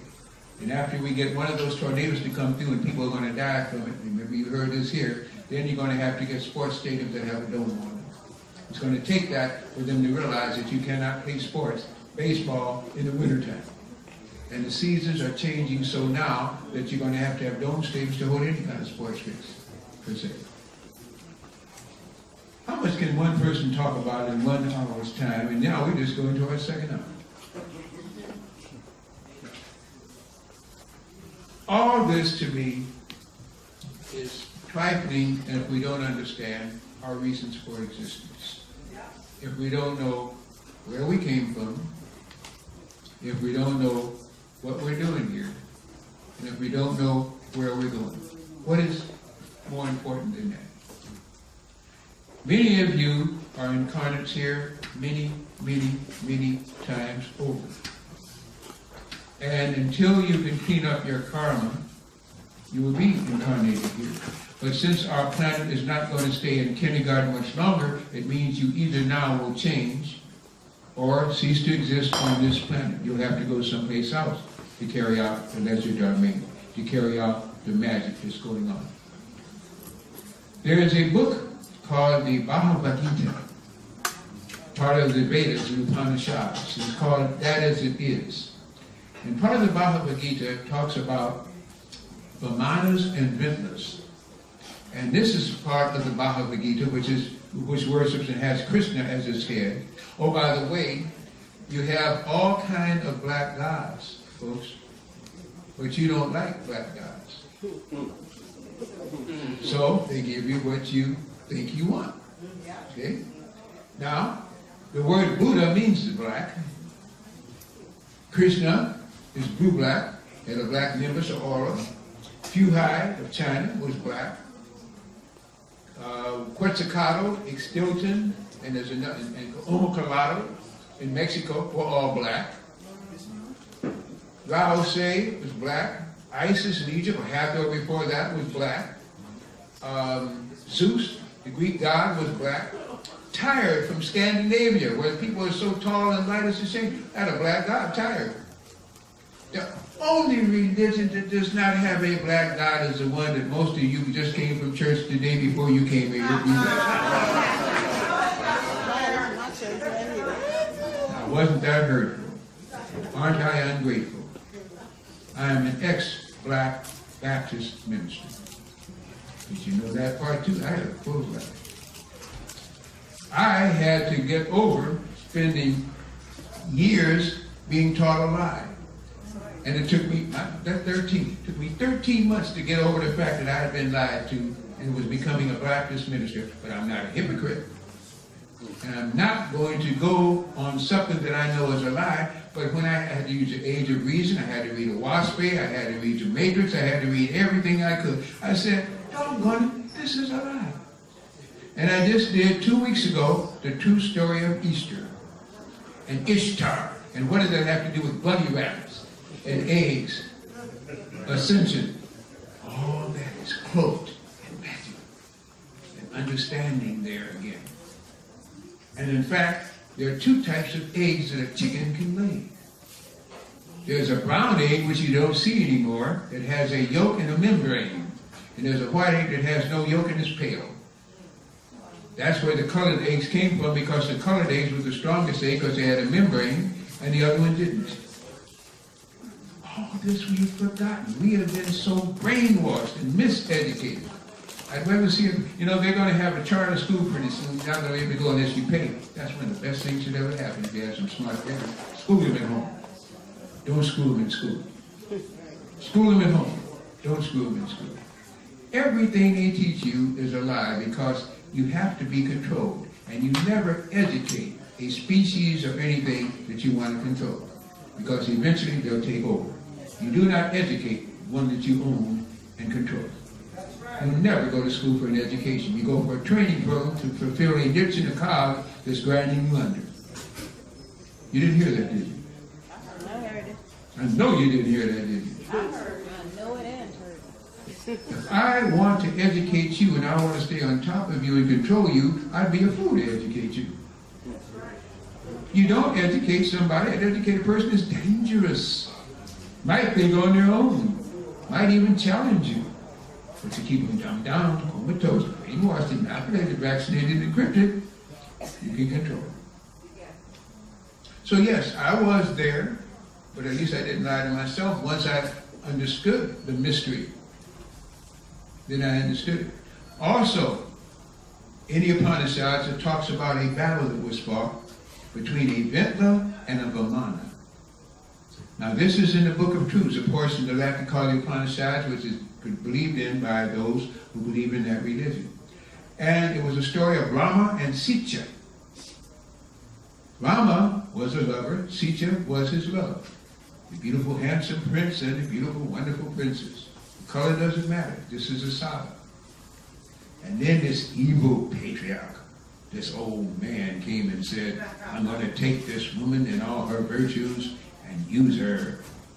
And so he got his Vamana and he stole Sita. And his Vamana could go interstellar. If you hear about the religion there in Krishna, it talks about what? Flying carpets and things along this line. You know why they call it a flying carpet? Because they had such power that the whole castle could rise up along with the carpets. A whole house could levitate. These saucers or these creatures, these things were so big and so large. So, when this evil sorcerer stole Sita and took her into his interstellar craft of Vamana, Rama found out about it and knew he had a slight chance because his Vamana was just a little thing. He couldn't go interstellar. And he knew if they ever got her interstellar, he lost his love for life. So his whole idea was to catch her, try to rescue her before the Vamana could go interstellar. And then they talked about the battle that was fought. Mainly it was a battle that was fought for the Vamana because Vintla was afraid of shooting the Vamana too much because he might kill the princess. But when he got desperate, he began to shout. And they talk about Brahma's weapon. And they talked about Indra's dart. Indra's dart spit fire and exploded in the heavens. And Brahma's weapon made elephants tremble and the ground shook. They used advanced weaponry in this battle of Rama and Sita. This is said to be their book of truths, folks. Everything in there is supposed to be true. Not just make-believe. It's supposed to be things that actually happened in there.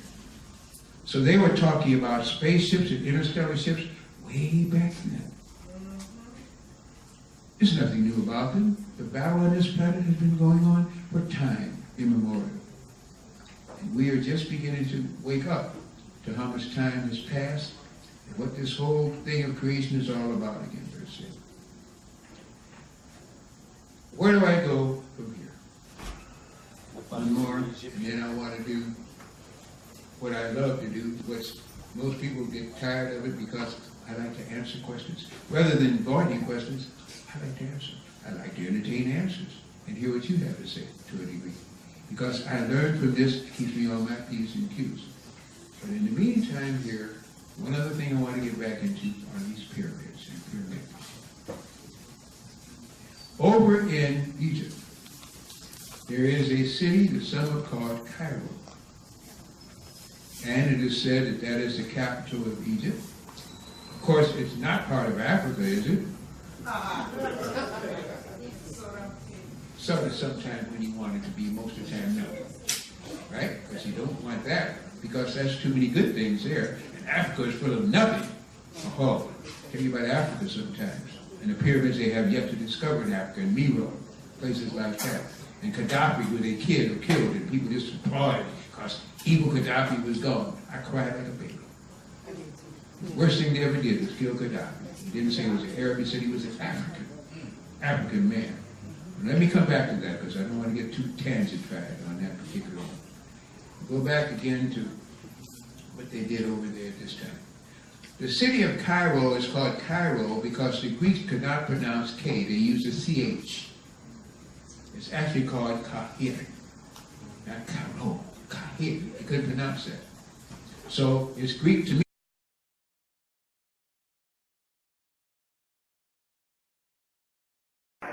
know what hell is. When you don't have rights, that's hell. When you're a slave, that's hell. When you can't find a job because your skin is the wrong color, you're in hell. And the devil is the one giving you hell. He got blue eyes, blonde hair, white skin. You can't deny that. You'd like to deny it, but you can't deny it. Because you have caught hell from the white man. You can't deny it. You have caught hell from the white man. I know you'll jump up and say, well, I caught some hell from some Negroes too. That's because they was acting like the white man. They weren't white, were they? But they were acting like the white man. Likewise, they weren't devils, but they were acting like the devil. But when you see that white man, he's a devil whether he act like one or not. If he don't say nothing, he's still the devil. If he don't do anything, he's still the devil. In fact, if he wasn't born, he'd just be an unborn devil.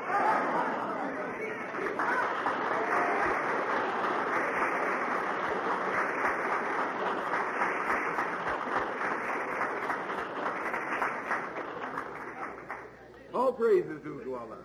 And Master Farad taught the Honorable Elijah Muhammad and our people that heaven is also a condition. He said that heaven is when you have freedom. You're in heaven. When you have justice, you're in heaven. When you have equality, you're in heaven. When you have security, peace, love, happiness, you're in heaven. When you're standing in the light so you can see everything that's happening, you're in heaven. But when you're in the dark and don't know what's happening, that's hell. Right or wrong? Well, you can't deny it. You know what hell is. But you don't know what heaven is. You've been away from heaven for a long time. 9,000 miles away from heaven. And 400 years away from heaven. All praise is due to Allah. You say, what do you mean 9,000 miles away from heaven? Heaven is home. Don't you know how you used to sing, gonna make heaven my home? No, you should be making home your heaven. All praise is due to Allah.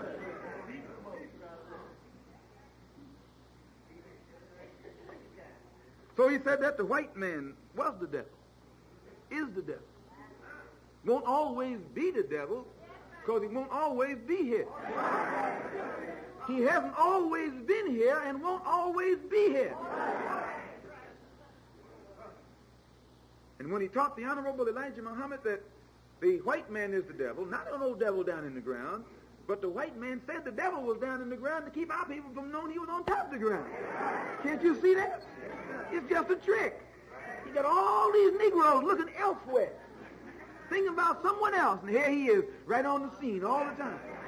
Got you running around here catching all kind of hell, so you won't die and go to hell, and the devil gets you, and he keeps you so busy you don't have time to realize you're dead already.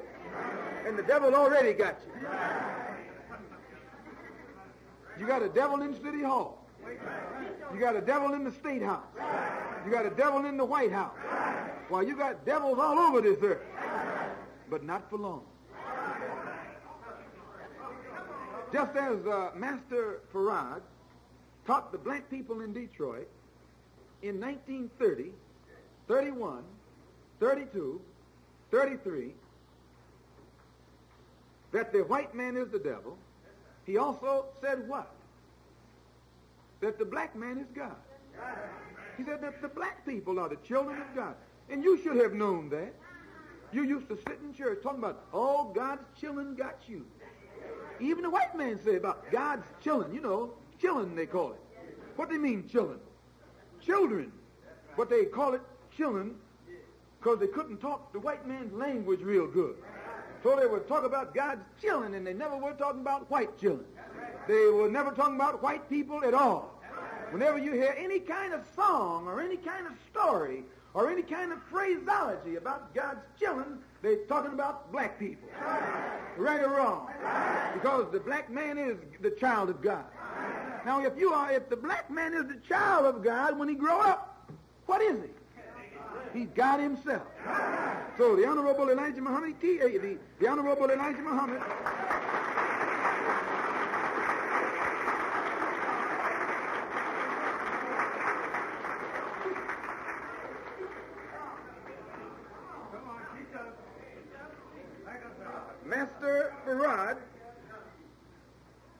taught the Honorable Elijah Muhammad that the black man is the original man. That's tough. Because when you say that the black man is the original man, that means that he is the man from whom all other men had their origin. Right or wrong? Which makes him the originator.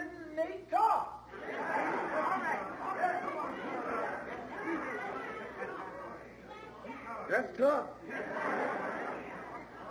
When you find the original man, you have found the origin of man. When you find the origin of man, you have the originator, the creator.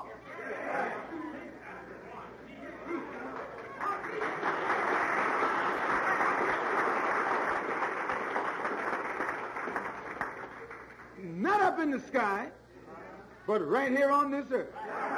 The white man knows this. The white man fears this. The white man knows that Mr. Muhammad is teaching this. That's why the white man is shaken. This is truth. You can't fight this. You can't fight this. What you gonna fight it with? If it's truth, the only thing you're gonna fight it with is lies. And lies don't stand up against the truth. That truth don't even have to fight. All the truth got to do is sit there. And it got lie all shook up. Right or wrong?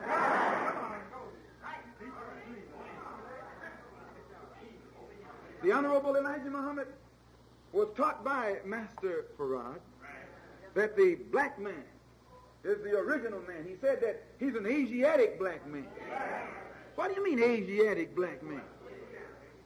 He also told him that the earth that we live on originally was called Asia. This wasn't called America. That's what the white man called it. What was it called before the white man got here? The Honorable Elijah Muhammad says the planet wasn't originally called Earth. It was called Asia. And the original man on this planet was the black man, the Asiatic black man, or the black man of Asia. The brown man is an Asiatic. The red man is the Asiatic. The yellow man is an Asiatic. The black man is an Asiatic. But not the white man. He's not an Asiatic.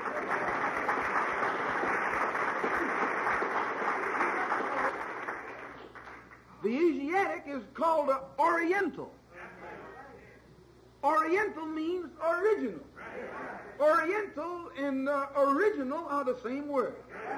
Origin and orient are the same word. Same thing. The brown man is an Oriental. The black man is an Oriental. The red man is an Oriental. The yellow man is an Oriental. But the white man are Occidental.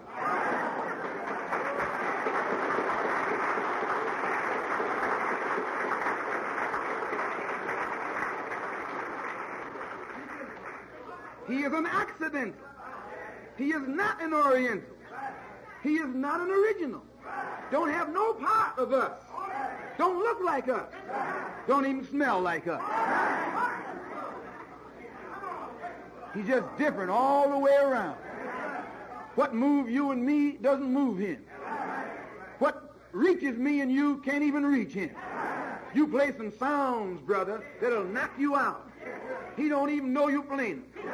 But when he see you doing the thing, he try and do the thing. But you can look at him and tell he just doing it because you're doing it. He's imitating you. But he missed the beat. Right or wrong? Why, you know what I'm saying is right.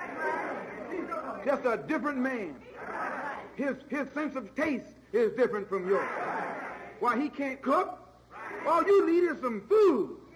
You can start to putting it in the pot and tasting some of this and tasting some of that, and when you get through, it'll knock anybody out.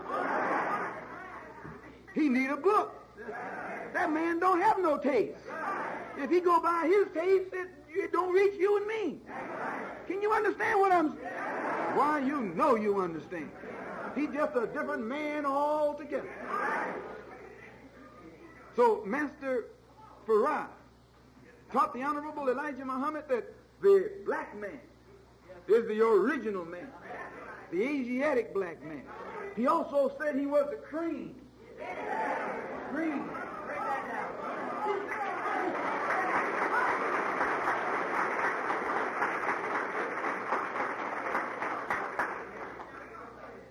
The cream of the planet Earth. Pick up on it. Cream. You know what cream is. You take a quart of milk. As long as the bottle is all shook up, you don't know what's happening. But when you let it alone, the cream always comes to the top. Same way with the planet Earth. As long as everything is all shook up. War, confusion, lying, fighting, bickering. You don't know what's happening. But whenever there's peace on earth, the cream will always come to the top. That's the black man.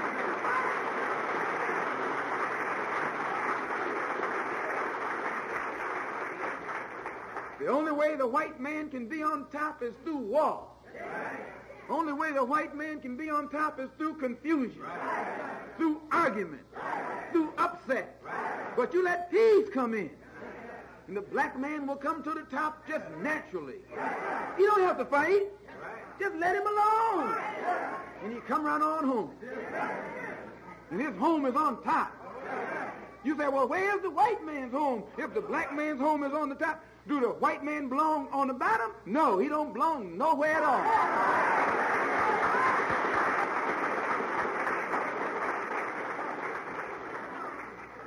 The Honorable Elijah, Master Farad, also taught the Honorable Elijah Muhammad that the black man is the owner and the maker. The owner. Hey, you and I are running around here begging that cracker for a little piece of ground that already belongs to you. You begging him for a little piece of ground, and the earth belongs to you. The earth is yours. And when you know that the earth is yours, what's in the earth belongs to you. When you know that the earth is yours, the gold belongs to you. The silver belongs to you. The water belongs to you. Why, everything you need is right in the earth. You can grow some corn, some cotton. Not for the white man, but for yourself. Cotton picking, nothing wrong with cotton picking. It's just when you're picking somebody else's cotton.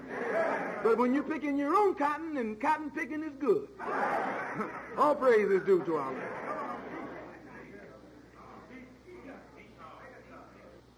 He did teach the Honorable Elijah Muhammad that the black man actually is the God. And you say, well, how can the black man be the God? He taught the Honorable Elijah Muhammad that the black man, the original man, who is the originator, the creator, the cream, the owner, the maker, is also the God. Every time you see a black man, you're looking at God. But he says that among the gods, there is a God of gods. The Bible tells you, among the gods, there is none like thee. Showing you that there are many gods, but among the gods, there is a God who's over all other gods. He's God of gods, Lord of lords, King of kings. He is Allah, all in all. He is the Most High God. In the East, the Most High God is called Ali. The all-powerful God is called Al-Aziz. The all-wise God is called Al-Hakim. The all-knowing God is called Al-Alim. But the name for all these powerful attributes is Allah, the supreme being. He's a being, like you and I are beings. But he is the being of beings. He's the supreme being. But he's a being. You're a being, aren't you?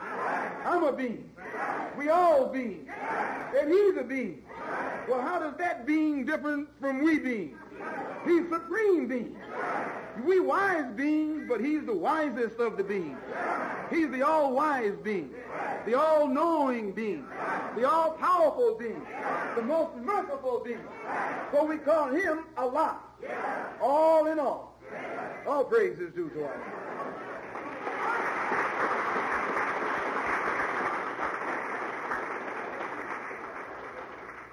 He taught the Honorable Elijah Muhammad that all religions teach the coming of God in the last day. All religions point toward the coming of God in the last day. And all religions describe how this great God, when he comes in the last day, will reveal himself to one person from among a lost people. All religions point out how when God comes, he will manifest himself in the flesh, but he will manifest himself through one from the midst of a lost people. And these lost people are referred to as the lost sheep. It says that this great God will seek the lost sheep. He'll search for the lost sheep. And then when he finds them, he'll manifest himself through them. Through one from among them. Can you understand that? It's like in the days of Noah, when God was going to destroy the world with the flood. He revealed himself not to the people, but he revealed himself to Noah. And when God was going to destroy Sodom and Gomorrah, he didn't reveal himself to the people. He revealed himself through Lot. When God was going to bring Pharaoh down to his knees and dash him to the bottom of the Red Sea, he didn't reveal himself to the people. He revealed himself through Moses, one whom he chose from the midst of the people. Can you understand that? God always speaks through one from the midst of the people. He doesn't come to them and talk to them himself, but he chooses one and speaks to them through that one. Back in the early 30s, Master Farad chose many helpers, chose ministers, captains, secretaries, officials. And among the ministers whom he chose, he took the one who had the least education.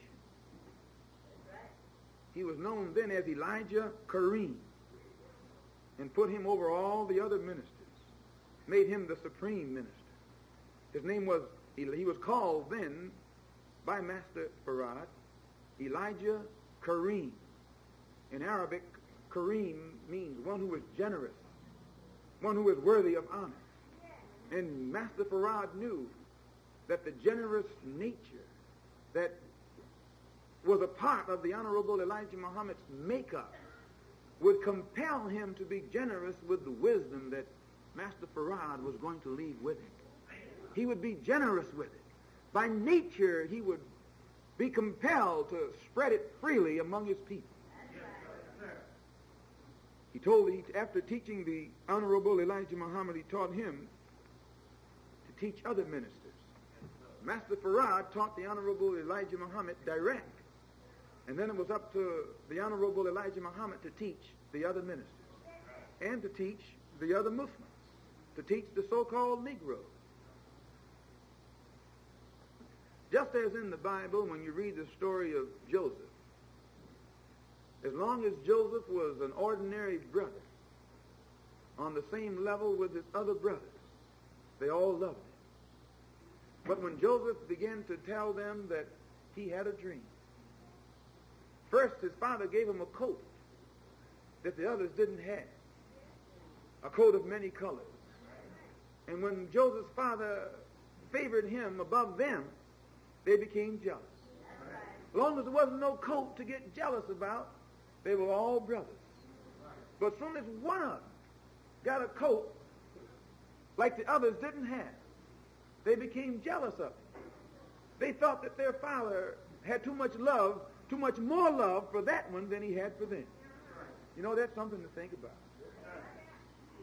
Then when Joseph began to dream dreams, and he saw their corn stalks bound down to his corn stalks, he told his father. And his father told him, don't tell your brothers that dream. Because his father was wise and he knew what that dream meant. And he knew that Joseph's brothers would see into it also. But as soon as Joseph told this dream to his brothers, and they began to see that Joseph was destined for greatness, that Joseph was destined for high places, and that Joseph was destined to occupy a position of authority over them, it was then the jealousy that was dormant in their heart began to dominate their character and come forth until it finally developed into hatred for Joseph. And when they hated him, it finally overtook them to the point where they weren't satisfied until they chased him down and put him in a pit and sold him down into the land of Egypt to be a slave in the hands of his enemy. This is what jealousy does. Jealousy makes you blind. Jealousy makes you so you can't see. Jealousy makes you so you can't think. Jealousy makes you so it's impossible for you to be progressive. Do you understand? Jealousy closes your heart. It closes your eye. It closes your ear. And it makes you do the wrong thing. Same thing happened to Abel. Abel and Cain. Cain and Abel. Long as there were no blessings, they were brothers. But as soon as it looked like God favored Abel over Cain, Cain got jealous. Well, he was jealous all the time, but he didn't know it. It was dormant within his nature. And this act of from God showering blessings upon Abel nourished the seed of jealousy that up to then had been dormant in Cain's heart. And this jealousy took a grip on Cain. And finally it overcome him. He couldn't control it. It got out of control. And he could not quell the urge that he had to kill his own brother Abel. Same thing happened with David. David was the most humble and the youngest of all his brothers. He was not a warrior or a soldier. His brothers were in Saul's army. They was out fighting Goliath, the giant. They weren't winning. They were just in the army, talking that army talk. And Goliath was walking back and forth, had them so scared they didn't know they were soldiers. Am I right or wrong? Right. They called themselves being in God's army. Yet they were scared of the giant, walking back and forth at a distance. And finally little David, who believed in God, and his belief in God made him fearless. His belief in God made him willing to lay down his life to take the head of God's enemy. And this belief, this faith that he had in God, brought him down to the battlefield. And when his brothers saw him coming, instead of being happy to see him, instead of rejoicing at the sight of their brother, they began to ask themselves, who do he think he is? Isn't that what they said? Who do he think he is? What's he putting down? Why isn't he out there with the sheep? What are he doing out here with us men? What's this boy doing in the company of soldiers? And they told Saul, when they found out that they couldn't deter or stop or discourage David from tackling the giant, then Saul began to tell him, say, look, well, here, take this sword and take my armor. David told him, I don't need that. It haven't helped you. You haven't done anything with it. But I'm relying on God. I don't need anybody but God. And I can go. Now, he wasn't passive. Don't think because David said he was leaning on God that he was passive and that he was against violence. He just said he believed in God. And he was going to lean on God and rely on God. He knew that God would give him the only weapon that he needed. And it goes on to show how David went on and put a rock upside Goliath's head. Put a rock upside Goliath's head. His brothers didn't go for him going up against the giant. But he went on anyway. After he put a stone upside Goliath's head and brought him down and laid him on the ground, he took Goliath's sword and chopped off his head. He was the one to do it. God had chosen him to kill Goliath before he was even born. God had chosen Joseph to be sold into slavery and to become the ruler of the house of bondage before Joseph was even born. God had chosen Abel to please him, to be the recipient of his blessings before Abel was ever born. And it was the same. God chose the Honorable Elijah Muhammad to occupy the position of messenger, leader and teacher for 20 million black people here in America before America was ever discovered. before you and I were ever brought here. It was written that the Lamb, that this little meek and humble man would be raised up from the so-called Negro in this day and time. Do you understand that? I heard the Honorable Elijah Muhammad say that when Master Farad was teaching, he used to listen to him. He listened to him real careful. And he noticed that whenever Master Farad was teaching, he'd be carried away. And he wasn't talking about what someone was going to come and do to the devil, but he noticed that this man was talking about what he was going to do. He didn't talk like he was looking for some help, but he talked independent. He talked like one who needed no help. He never talked like someone told him so and so, but he talked like what he knew. He was independent. He listened carefully, and he began to think back all of what he had read in the Bible about this one who was supposed to come in the last day, and about what this one would do when he come in the last day. And he said that he believed every word that fell from the lips of Master Farad. He said he never heard a word that Master Farad uttered that he didn't believe. And because he believed him, he listened to him with an open heart, with an open mind, and with open ears. Because he listened with an open heart, an open mind, and open ears, he learned what others could not. He heard what the others couldn't hear. He saw what the others couldn't see. He understood what the others couldn't understand. He looked and saw Master Farad as he was. He knew who he was.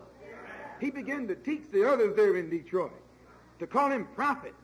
They were calling him prophet because the Honorable Elijah Muhammad said, this man is fulfilling all prophecy. And then as he listened some more, he began to teach them to call him the Savior, because he sure is saving us from the condition that we were in. He's saving us from the clutches of our enemies. He told them that this man is the finder of the lost sheep, and he's given life to the lost sheep. They begin to refer to Master Farad as the finder and the life giver, the Redeemer. Those wherein you and I had once been taught and thought that the Redeemer was someone that was born 2,000 years ago. As the Honorable Elijah Muhammad listened to the teachings of Master Farad, he could see that the so-called Negroes, the lost sheep, needed redeeming from your and my enemy.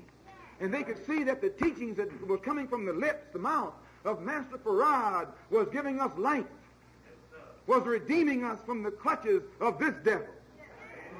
He recognized him as the Messiah.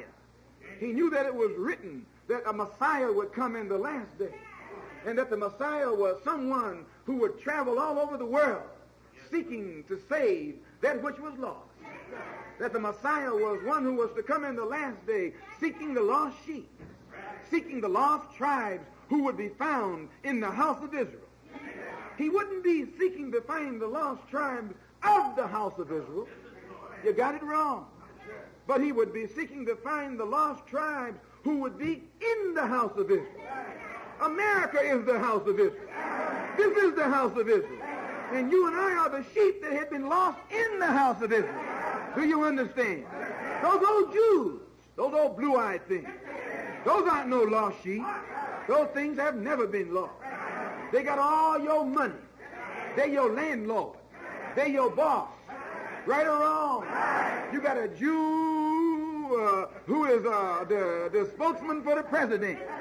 You got a Jew who's senators in the United States Senate. Barry Goldwater is a Jew. What is his name? Riverkoff is a Jew. Dillon, the Secretary of Treasury, is a Jew. Yeah, he is. His old father was a Polish Jew. He changed his name to Dillon so you wouldn't know him.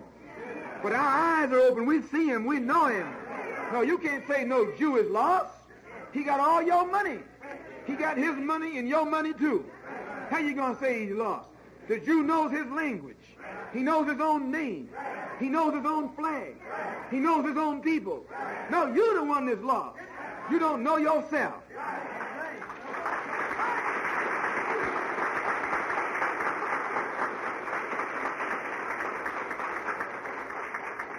The Honorable Elijah Muhammad knew that the Messiah was the one who was to come in the last day. And he knew that Master Farad, the one who was teaching them, was fulfilling everything about which it had been written about the Messiah. That when it said it had been written that this Messiah would search the earth, he would come from the east and appear in the west. He would leave heaven and make his abode in hell. He would leave the place of peace and security and make his place and take his place in the house of bondage in the midst of his people. He would reveal himself in the house of bondage in the midst of his people. The Honorable Elijah Muhammad began to teach our people in Detroit that this is the Messiah. This is the Christ who was to come. This is the one who was to come and has come. This is the one about whom the Bible refers to as the second coming of Christ. He says that Christ only means a destroyer. The word Christ. And it's true, you can look in the dictionary and it will tell you that in other languages, Christ means a destroyer. This title is given to the one who's to come in the last day because when he finds his people in the clutches of their enemies, he's supposed to save them. He's supposed to separate them from the enemy and then destroy the enemy. So they call him the Christ. He's referred to in the Bible also as the destroyer of the Gentiles. Well, anybody who's been to school knows that a Gentile is a white man. Nothing but an old blue-eyed white man. I know some of y'all thought y'all was Gentiles too, but that y'all thought you was white. But a Gentile is a white man. You and I are neither Jews nor Gentiles. A Gentile is no good and a Jew isn't any good. You say, there you go, talking that old hate talk. No, the Bible says the Bible says there's not a good Jew and there's not a good Gentile. Let me read it to you. Yeah, it says, there's no difference between the Jew and the Greek. Is this what I want? Yeah, no, I'm in the wrong. But there's no difference between the Jew and the Greek. They're all the same. In the 3rd chapter of the Romans, it says, for we have before proved both Jews and Gentiles. All are under sin. As it is written, there is none good. There is none righteous. No, not one. Pick up on that.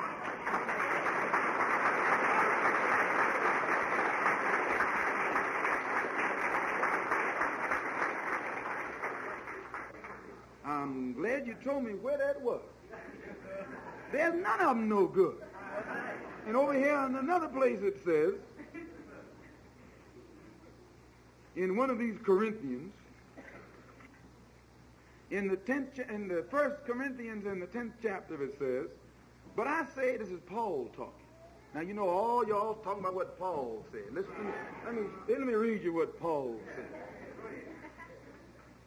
But I say, the things which the Gentiles sacrifice, they sacrifice to devils. Pick up on that. And not to God. And I would not that you have fellowship with devils. Look what he said. He said a Gentile is a devil. A Gentile ain't nothing but a devil. And he said you're not supposed to fellowship with no devil. You're not supposed to integrate with no devil. If you can't fellowship with him, you're not supposed to integrate with him. Right or wrong? That hurts your heart, doesn't it, brother? Oh, yeah, it does. Yeah, that hurts.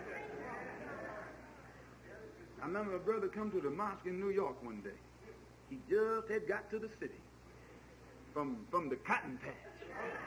And he had been dreaming all his life about when he got up north, he going to get him a job or steal some money and get him a Cadillac and a white woman. That was his dream. And you know how that dream is because you dreamed it.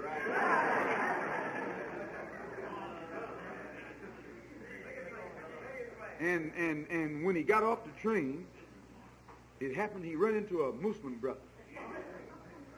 He was just looking around at the tall buildings, going crazy. And the brother caught him while he was looking up.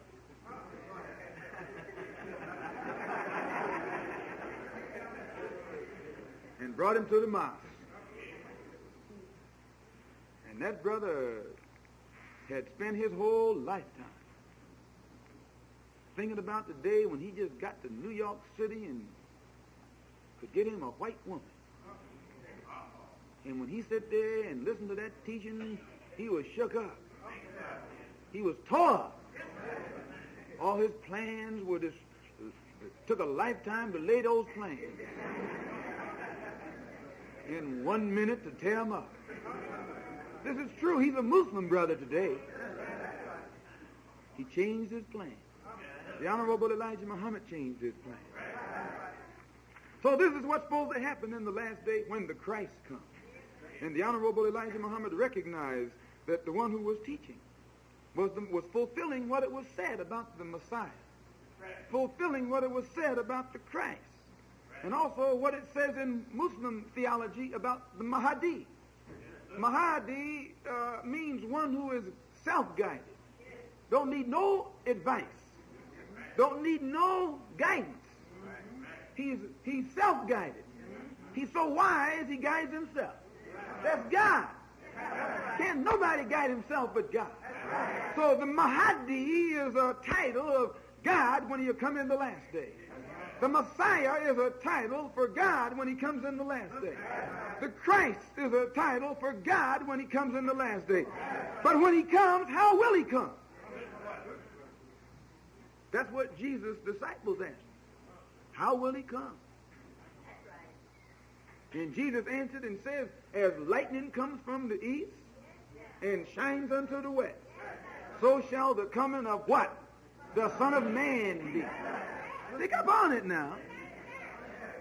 So shall the coming of the Son of a Man. Not the Son of a Spirit. Not the Spirit of a Spirit. Not the Father of a Spirit. Spirit is not even mentioned. But this one, this God, is one who in the last day will be born and will come in the flesh. He'll be the Son of a Man. He's referred to as the Son of Man. But he'll be born in the east. He'll leave the east and come to the west. But he'll be God in person. He'll be Allah in person. I know that's hard to take. Oh, yeah, that's hard to take. I hear you. You say, what you mean, man?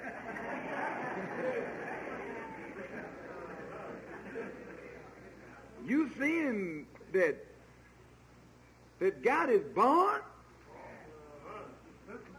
You said Jesus was born. If Jesus can be born, can't God be born? You said Jesus was God. That's what you said. It says here in the Bible, in the 9th chapter of Isaiah, for unto us a child is born. Unto us a son is given. And the government shall be upon his shoulder. His name shall be called Wonderful, Counselor, the Mighty God. Pick up on that now. That's in the 9th chapter of Isaiah. And in the 6th verse, it says that for unto us a child is born, a son is given, and the government shall be upon his shoulder. He's going to establish a new government, a new kingdom, a new world. This is what he's born for. He'll be born at the end of the wicked world for the purpose of establishing a righteous world. In fact, he will be born to destroy the world and create a new world. And his name shall be called Wonderful, Counselor, the Mighty God, the Everlasting Father, the Prince of Peace. That's beautiful, isn't it? And of the increase of his government and peace there shall be no more, and there shall be no end. Now you know this couldn't have been Jesus. It said when he set up his government, there won't be no end to it. Jesus didn't get a chance to set up no government. They hung him on the cross. In fact, they nailed him to the cross. And he cried out, Lord, if there's any way I can get out of this, don't let it happen to me. Isn't that what he did? Yes, that's what he did. They say that Jesus got so scared, the book said that the sweat come off his brow. Didn't they call the sweat blood? Yeah, he was sweating, brother. You know, you sweating when you sweat blood. You sweating when you sweat sweat. This man sweat blood. So he will be born at the end of this man's world. Be born at the end of the wicked kingdom. And he'll set up his own kingdom. A righteous kingdom. A kingdom in which he himself will be king. He himself will be the prince of princes. He'll make all his people princes. And he'll be the prince of those princes. He'll make all those who follow him kings. And he'll be the king of kings. He'll make all those who follow him lords. And he'll be the Lord of lords. He'll make all those who follow him gods. But he'll be the God of gods. Is that right or wrong?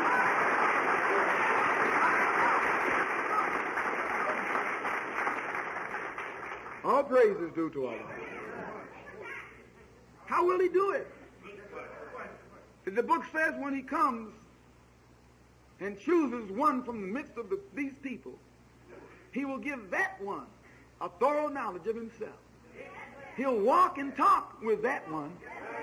He'll teach that one the secret of the Godhead. This is how it says. It says when he comes, he'll come as lightning from the east and shine unto the west. He'll creep in as lightning does under the cover of darkness. He'll come and go so fast you won't know he's been there until he's gone. Right or wrong? You don't see no lightning. You saw lightning.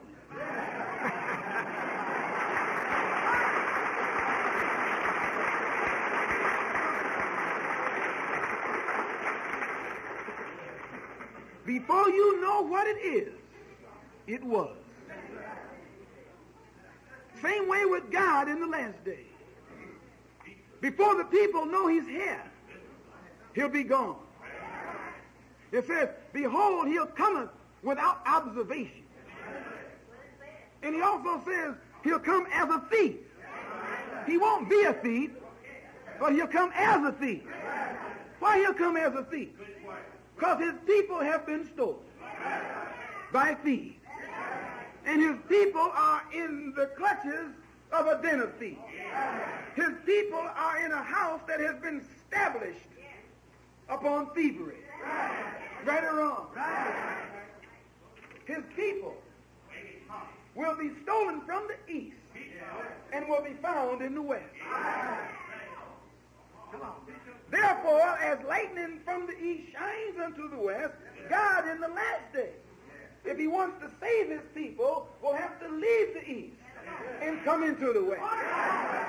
And since his people have been stolen by the thieves of the west, in order for God to come into their midst and free his people from the clutches of these thieves, he has to make himself look like a thief.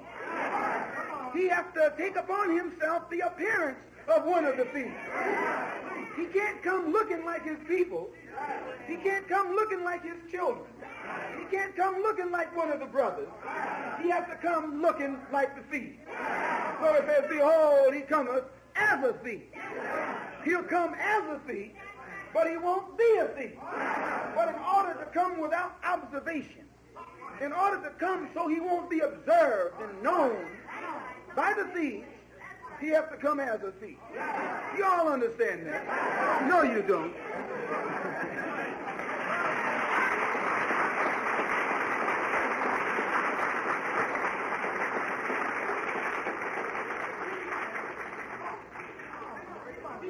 In the 43rd chapter of Isaiah, he says, and the 5th verse,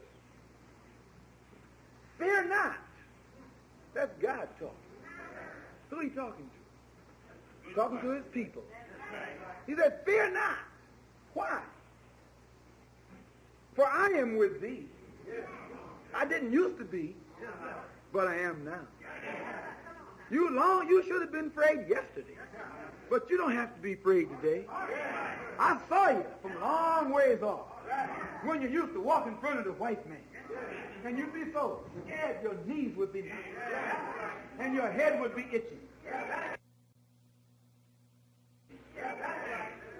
You scratched when you didn't itch because you were scared. But you were scared because you didn't have nobody to protect you.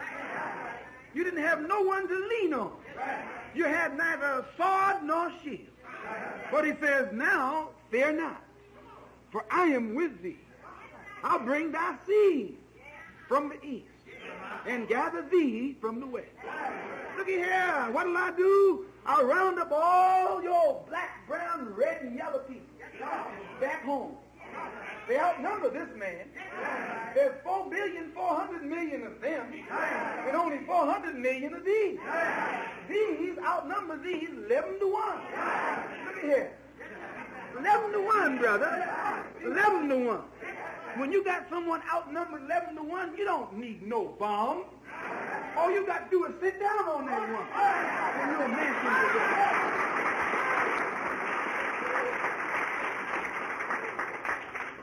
Fear not, for I am with thee. I will bring thy seed from the east and gather thee from the west. Oh, that's good news. That's about the best news I've heard in a long time. He said, don't worry about a thing, because in the last day I'm going to wake all your people up all over the earth, and I'm going to pull the cover off this beast. And when I pull the cover off of him and make the whole world see him as he is, he's going to be in trouble. And it says, and the sixth angel poured out his vial. This is in Revelations in the 16th chapter and the 12th verse. Poured out his vial upon the great river Euphrates, and the water thereof was dried up. How come? In order that the way for the kings of the east might be prepared. You see how God is always talking? All throughout the book, he lets you know that some action is coming from the east. Some action is coming from the east. Some action is coming from the east. All praise is due to Allah.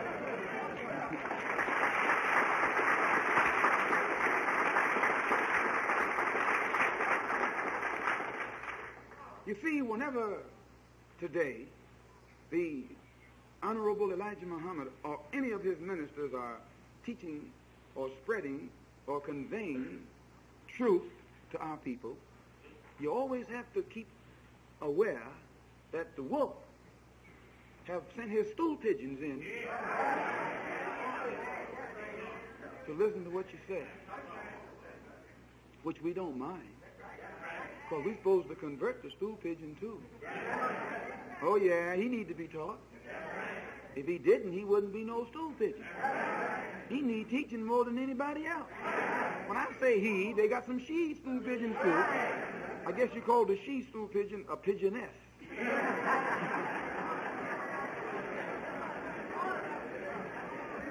I just stopped long enough to point that out so you won't think I'm talking wild. No, I know what I'm saying. And I know you have. And I know you have.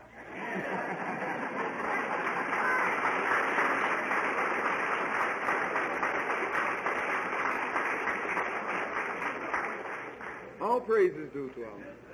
So it says that God in the last day, the Messiah, the Christ, the Mahdi, the Son of Man, the one who will leave the east and come to the west, will search and find the lost sheep.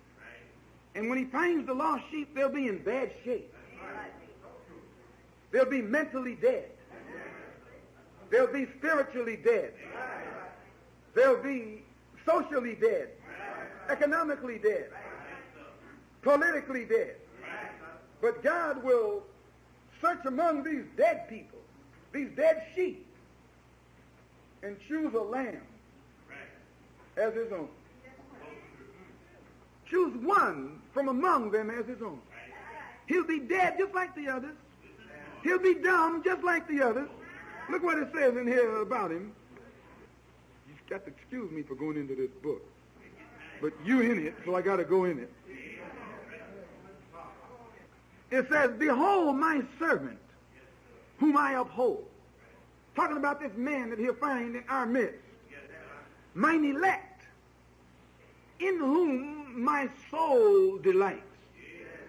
This one that I've chosen from the midst of these hard-headed sheep, these stiff-necked sheep. But I've cleaned him up. I'm pleased with him. He delights my soul. I've put my spirit upon him. And he, pick up on this, he shall bring forth judgment to the Gentiles. He, that one I chose, that little dumb one, that one from Georgia, that one that haven't been to school, that's the one I'm going to choose. And he'll bring forth judgment to the Gentiles. He'll shut their mouth.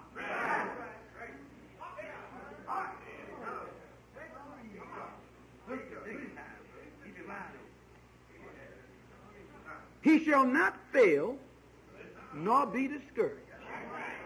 He won't fail, and he won't be discouraged.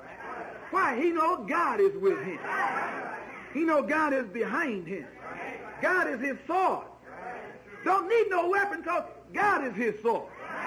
Don't need no shield because God is his shield. He shall not fail nor be discouraged until he has set judgment in the earth. And the isles shall wait for his law.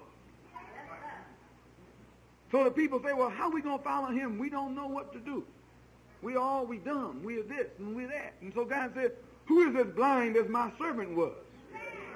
And no, none of y'all as blind as he was. Now he can see so much, he's showing you the way. Pick up on that, brother. Who is blind or as deaf as my messenger? Don't tell me you can't hear. Don't tell me you can't understand. Because once he couldn't hear.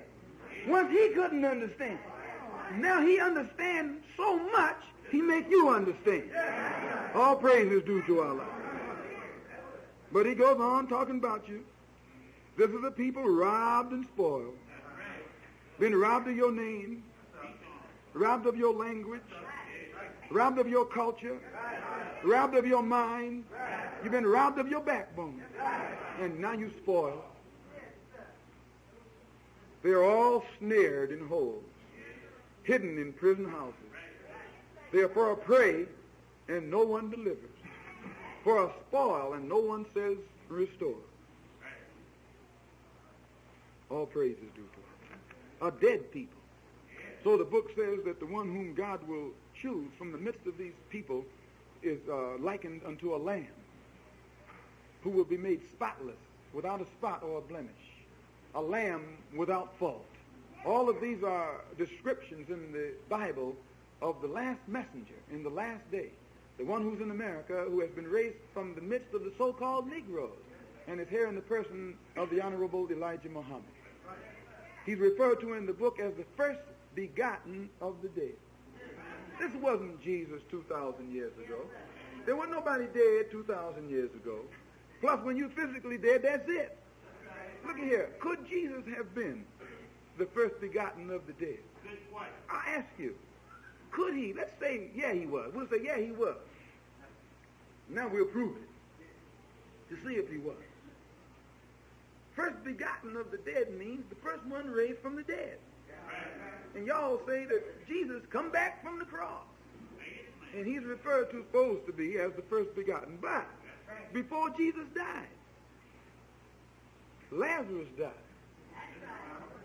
And Jesus, in the book said Jesus raised Lazarus from the dead. Jesus raised Lazarus from the dead before Jesus died. So Jesus can't be the first begotten. Lazarus was the first begotten. But if he raised Lazarus from the dead, where's Lazarus now? Where is he? I mean, where is he? You're sitting in the church getting happy because you said Jesus raised the dead. Where is this one he raised from the dead? Where did Lazarus go? Where is Lazarus now? Did Lazarus die again? If he did, then Jesus didn't do right by him. You don't raise nobody from the dead and let him go on and die again. That's not fair. But even Lazarus couldn't be regarded as the first begotten of the dead, because the Honorable Elijah Muhammad shows us where Elijah raised the widow's son long before Lazarus was ever raised. Can you see that? So when the book says the first begotten of the dead is only pointing toward the messenger or the servant of God who will be raised, the first one raised from the grave of ignorance, the mentally dead so-called Negroes in the last day, who is also referred to in the book as the first fruit from among those that slept, from among the sleeping so-called Negroes, or who is also referred to as the only begotten Son of the Father, which only means that in the last day, when God comes, although many will see him, they won't know him. He'll be in their midst, but they'll look upon him as just another man from the east. They won't know who he is. They'll call him Master Farad, but they won't know his real identity. They won't know that this is the supreme being in their midst. But it is written that one from among them will recognize God. And that one who will recognize him will be the one whom he will choose as his son. Not his physical son, but his spiritual son. A man-child. A man who will become as a child and let God teach him. A man-child. A full-grown man who will be like a child in the clutches or in the hands of his God. Just as Joseph was chosen from his brothers, above his brothers, and David was chosen by God above his brothers, and Abel was chosen by God over his brother, the Honorable Elijah Muhammad was chosen by God above and beyond all the so-called Negroes in North America. And after Master Farad left the Honorable Elijah Muhammad in 1934, those over whom he was placed, became jealous of him. Just like Joseph's brothers became jealous of him. Just as David's brothers became jealous of him. And just as Abel's brother became jealous of him and tried to slay him. Those over whom the Honorable Elijah Muhammad was placed became jealous of him and tried to slay him. He had to flee for his life. He spent 7 years fleeing through the wilderness, just as Elijah spent 7 years in the cave. He spent 7 years along the East Coast, fleeing from city to city. He would never spend more than a day or a few days in any one city. He could never visit his wife and his children. They had stakeouts around his house to try and watch when he would come back so that they could take his life. Through jealousy, through envy. And some of them were just paid by the white man to do so. He didn't flee because he was afraid. He didn't run because he was trying to save his life itself. But he knew that God had been here. And he knew that God had left the message of truth within him. That he was like a book. God had made him like a book. Filled him with wisdom. And that would be opened up at a certain time. For the truth that was within him to be released for the benefit of the people. So he fled not to save his life, but to save the message that God had deposited within him. Can you understand this? And after fleeing 7 years in the wilderness, in 1942 he was arrested by the government in Washington, D.C. and sent to prison under the pretext that he was a draft dodger. Wasn't no draft dodger. He just wouldn't go to the war. He was a religious man who taught the religion of peace, who wasn't going to take part in no war. So the white man put him in jail under the pretext that he was a draft dodger. But actually, the only reason they jailed him was to keep him from teaching the truth to the so-called Negro. 7 years he was away from his home. Then 5 more years he was put in prison. A total of 12 years. This man, this black man, sacrificed away from his loved ones, away from his wife, away from his children, away from his family, so he could live, so he could prepare himself to deliver the American so-called Negro. No man has paid a greater price or made a greater sacrifice for the benefit of the so-called Negroes than has the Honorable Elijah Muhammad.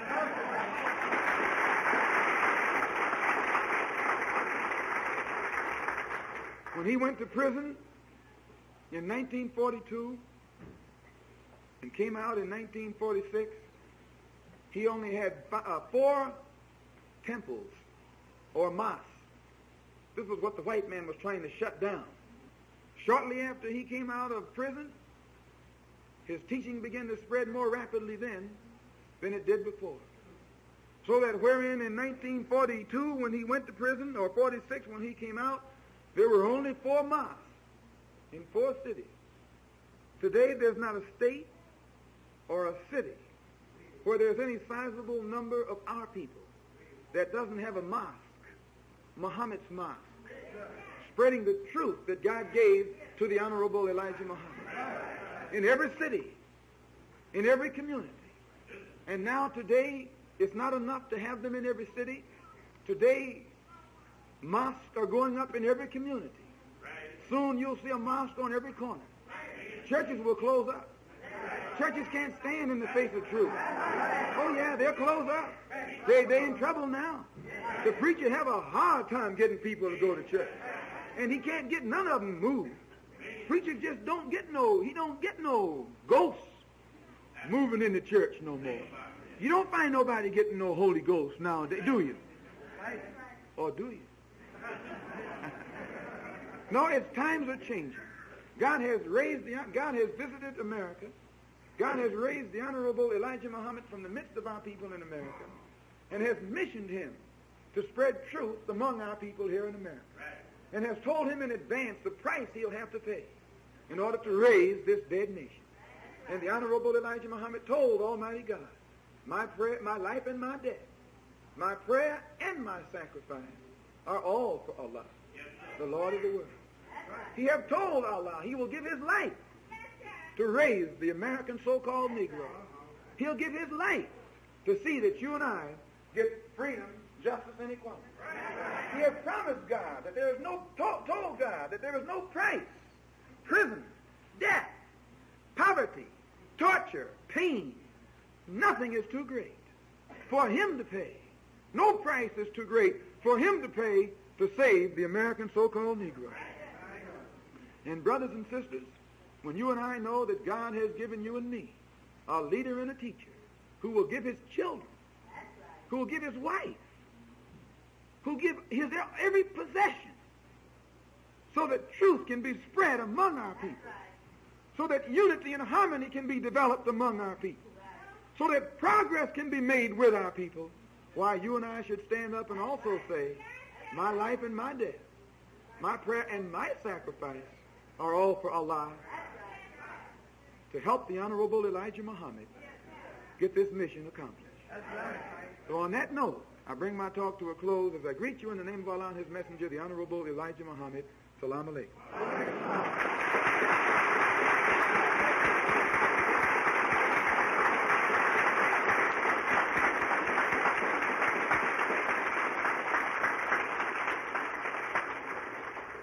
All praise is due to Allah. Brothers and sisters, it is those of us who are followers of the Honorable Elijah Muhammad and those of you who have been reading about the teachings of the Honorable Elijah Muhammad all these years, you see the great work that he's doing. He's actually bringing about a reformation among our people that the theologians and sociologists and what else you have all considered to be hopeless. Yet both his critics, white critics and black critics, have to admit that the transformation he has brought about among us is a miraculous event in itself. And all the Honorable Elijah Muhammad asks of you and me is that we help him. He said, you don't have to get out there and face the fire. He'll face it. You don't have to get in the furnace. He said, he'll get in the furnace. You don't have to go to jail. He said, he'll go to jail. You don't have to suffer no pain. He said, he'll suffer the pain. All he asks you to do is help him. Be glad to help him. Be willing to help him. Know that it takes something to reach our people, and be willing to make that sacrifice necessary to put him in that position to reach our people. And when you get this spirit, this attitude, this understanding, why it's impossible for you and me to not be successful. Now, before we have our question period, we would like to take this opportunity to take up a collection. We know that those of you who are here in Los Angeles, especially in Los Angeles, you know the tremendous expense that the Honorable Elijah Muhammad has been going to because of the trouble that some of our brothers here got into, and we want to give you an opportunity to help in this program. And don't ever think, and this goes for brothers, sisters, children, white, black, green, yellow, Christian, Muslim, Jew, atheist, agnostic, even the stool pigeons who come. You should come down here and give something for the cause of Islam. When I say don't be putting nickels and dimes in there, nickels and dimes won't help fight this battle.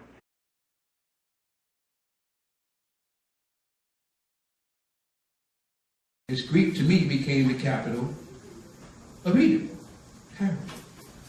Cairo means Mars. What did that suggest to you? It was built by Martians. It has been triplicated in series A, B, and C. Oh, these bombs that this man drops. And right out there in that trilogy there is where they built a colony of Mars right there in Egypt. And they called it Kahir. Kahir means Mars. The Martians came here because of a calamity that happened in space. The eye of Mars is not an eye, it's a concave area that was ripped out of Mars by something that came through there and devastated Mars. That's why you don't see the eye too much. It's a big concave there. Your president had just said that they're going back to where? Mars. No, he didn't. He said they're going to Phobos. Right, he changed it. You didn't get it, did you? You didn't get it, did you? Heard it, didn't get it. Didn't you understand what the man was saying? Phobos and Deimos are two artificial satellites kept to Mars, because Mars would have been centered out of orbit when the 13th planet exploded. And he set up Phobos and Deimos, panic and fear, to keep the Martian planet alive. And most of the Martians came here and went back to Sirius. It was built by the Martians. Then he had help from the Pleiadians and everybody else, because in the confederations, planets with pyramids means that there are people who have some understanding of soul and consciousness and have some righteousness within them. All planets in the confederation have that, because pyramids are time machines. You can jump and travel. Not only are the advanced races don't even use spaceships, because they travel in group minds. It's called traveling with the Merkaba.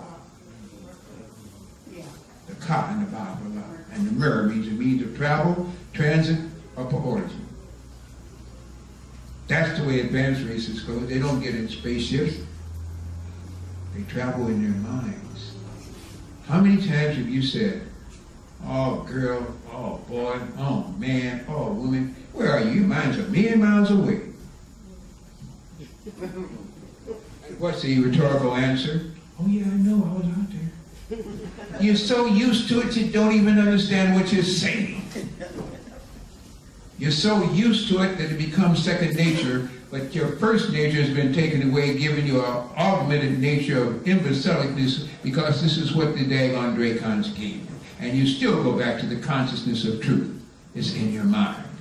What travels faster than 186,000 miles an hour, Mr. Tesla? Mind. Instantaneous. You are wherever your mind is. Speed is not an object. Time is not an object. We're taught linear consciousness. You travel from point A to point B. You travel in a straight line. There's another way of traveling. It's not going from walking or driving or planing. It's called staying in one spot and vibrating. And the slower the vibration, the faster the vibration, the more you're traveling. We're not taught that your vibrations tell you where you are, who you are, when you are, and how you are. And I'd like to break this down because I don't like to talk above people. I don't like to use all the big words I know, and I know a lot just like you know a lot. But what's the game? If I'm painting a picture, let's make it clear. With words we both can ostracize, can denounce, or can rectify and pronounce. Let's just simply say this.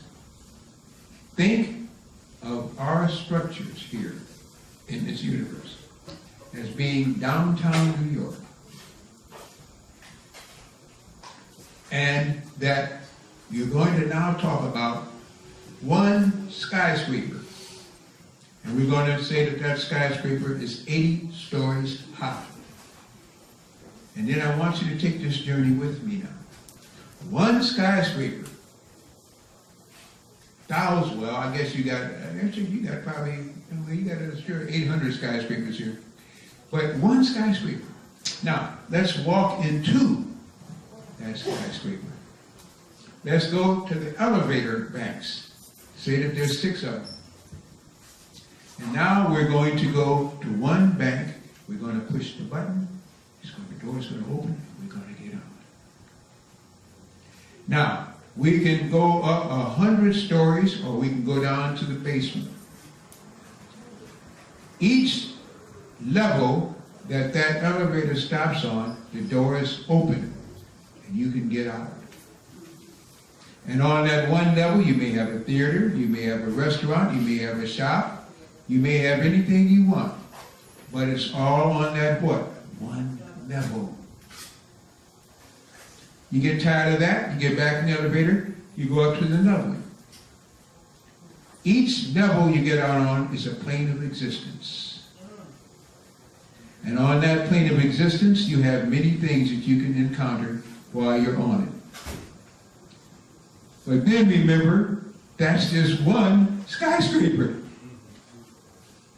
And you, as little mitochondrias, okay, I'm sorry for calling you that. Me, as a mitochondria, must now look, now think about this to give you an analogy everybody can follow. When that door opens, you are now an ant. How long do you think it would take that ant to go through just one level on that skyscraper? 9 times. And that's what you are, an ant on the plane of existence of the cosmos. It's beyond your belief. And then you have other skyscrapers. Folks, it's incomprehensible. But it's comprehensible because we're using our minds. We're not using our left brain to analyze and to find fault and so on. We're using our right brain to understand and comprehend and expand. And that's what you must do, expand consciousness. And know that if it resonates with you, what I'm saying is probably because it hits a truth zone, because down the way you know it. I had a man about, it was so long ago, it was about 30, 35, 40 years ago. I don't know. Time with me, I've done so many years here. Seemed like a lifetime. It was soil in a garden, it was in a farm. And we were, putting on the plant stuff out. And he had a shovel. And he said, Blair, I said, you're a very interesting young man. I said, you're very inquisitive. I said, I guess I was. I've always asked questions, but then when I asked the question, I wouldn't say much because then I'd have to weigh the answer and then come back with the question. So he said, look at that dirt. So I looked at that dirt. He said, what is it? I said, it's black dirt. I said, no, look closer. He said, it's black dirt.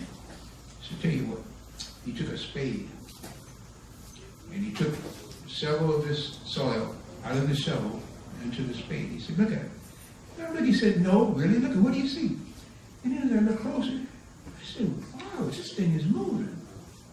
And then I looked and I saw monsters. I saw things I didn't even understand were crawling around this thing. There was a world down there and I saw something eating something. Right down there in that soil. Or something had a stalk on his head. There was a whole world of savagery going on right beneath my feet in a shovel full of a spade of dirt. If, big preposition, that can go in a shovel and a spade of dirt, isn't out there in the cosmos? Isn't the Creator beautiful? Isn't the Creator omniscient, omnipotent? Folks, we are so blessed to have a soul and not have lost it. To be able to get into the cosmic consciousness at this time and begin to expand it, to say, what is this really all about? Not Alfie, what is this really all about, Creator? And who am I, why am I, and where am I? Well, who you are now is coming into consciousness, where you came from, as if you have a soul from the Creator, and where you're going to return to, back to the universal Creator. You go there at night when you go to sleep.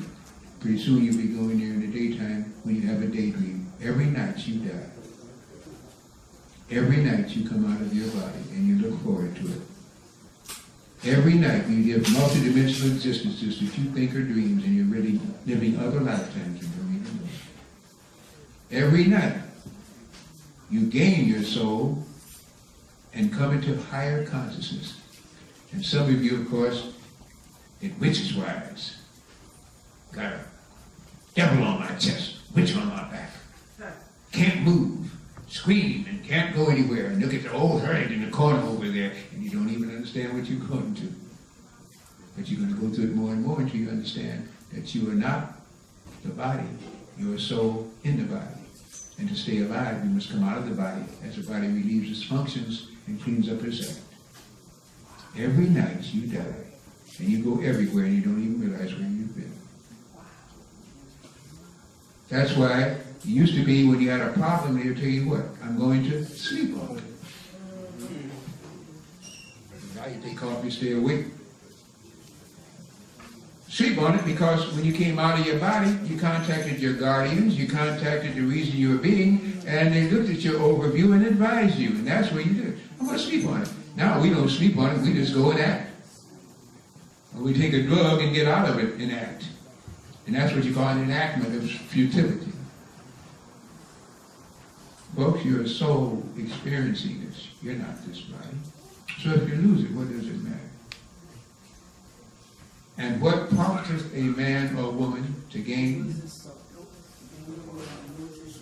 and lose? Ask Jay-Z.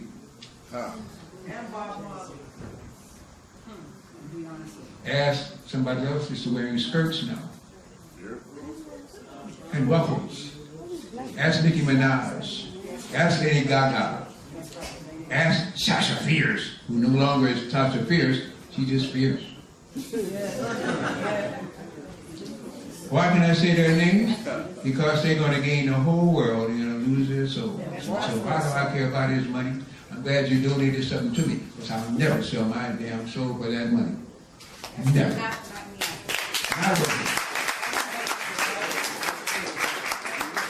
Yes, I named them because they are now having 2-year-olds doing the twerk. Yep. Men wearing skirts and they're not kilts. When you had Super Bowl, when you had a ritual that was performed before your eyes, and you didn't even know what you saw. Even had down to the black tariff individuals, that means the Dracons, and then the red and the green. They performed a ritual for you. And you were applauding, ooh, isn't that magnificent? They performed a ritual for me.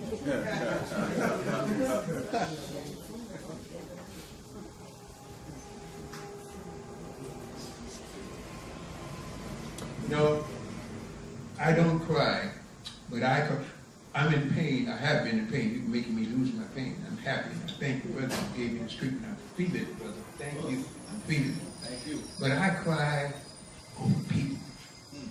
I cry over situations. When they killed Gaddafi, I cried. And you, oh God, they got rid of that nasty Gaddafi and now the Taliban and the Taliban and they create anybody. They have a 5,000-man black army out there that's supposed to be anybody they love killing. You hire them, they'll be anybody you want to be, and killed for mass. It is so sick you know what. You can hire them. They'll pose as being anybody you want them to be. Taliban, cauliflower. Greedy, mercenary, killing, vengeful fools.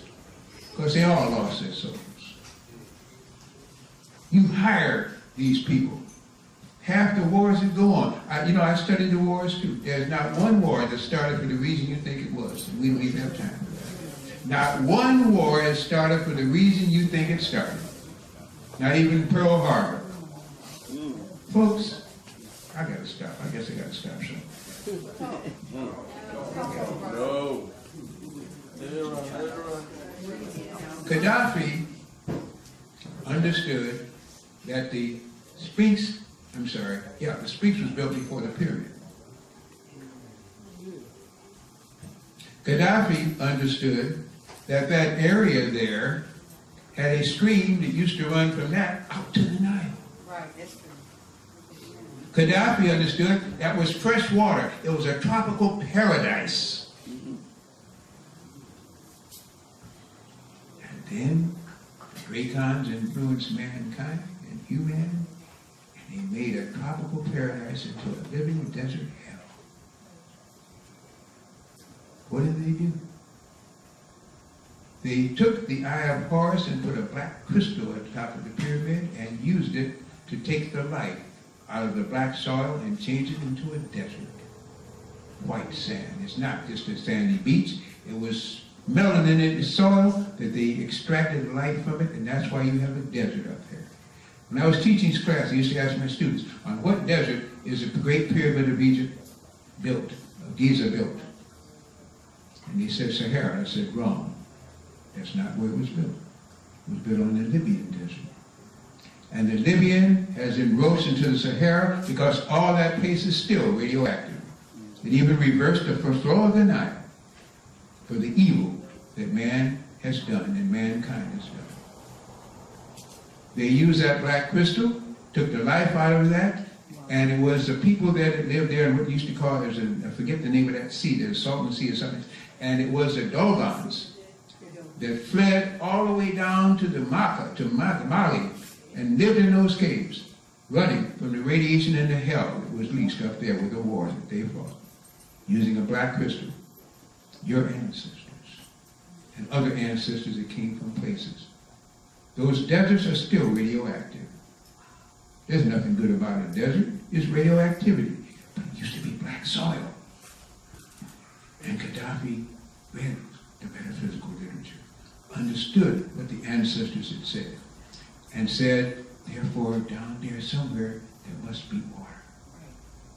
And so he paid the Chinese, he paid them to build him a satellite. And he found water in the middle of the desert. And then he approached the UN and NATO.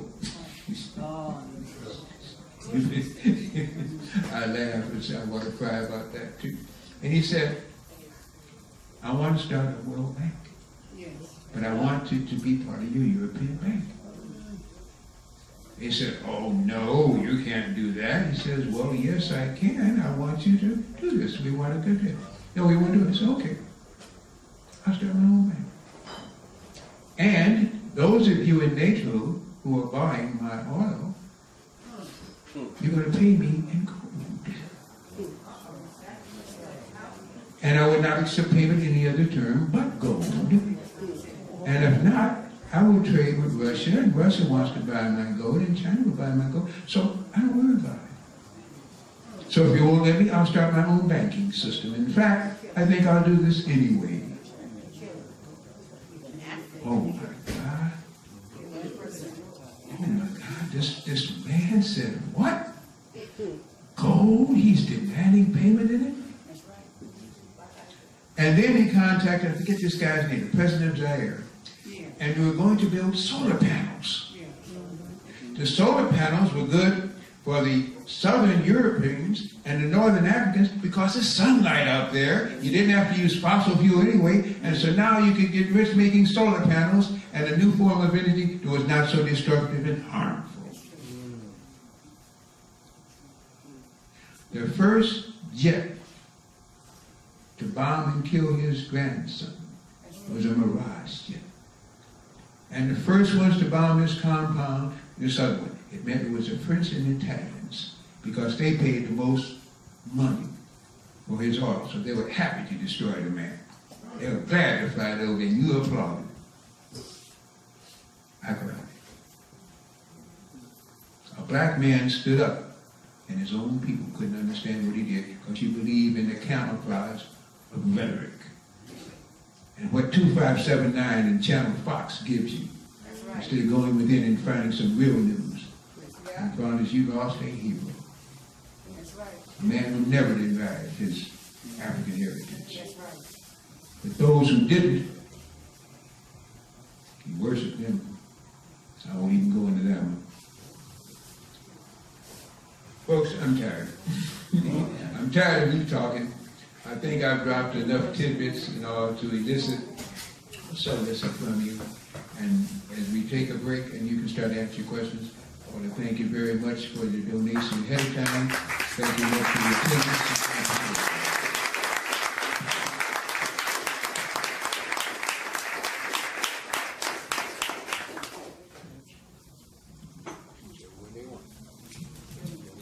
Now, if you want to go straight to question and answers, or you want to take a break? Yeah, straight question and answer. Straight question and answers, and then we finish it off. Yeah. You know, he said whatever. He just said whatever. No, I feed off you. He gave you the information. So what you? What's the break? His dial? His dial. Yeah.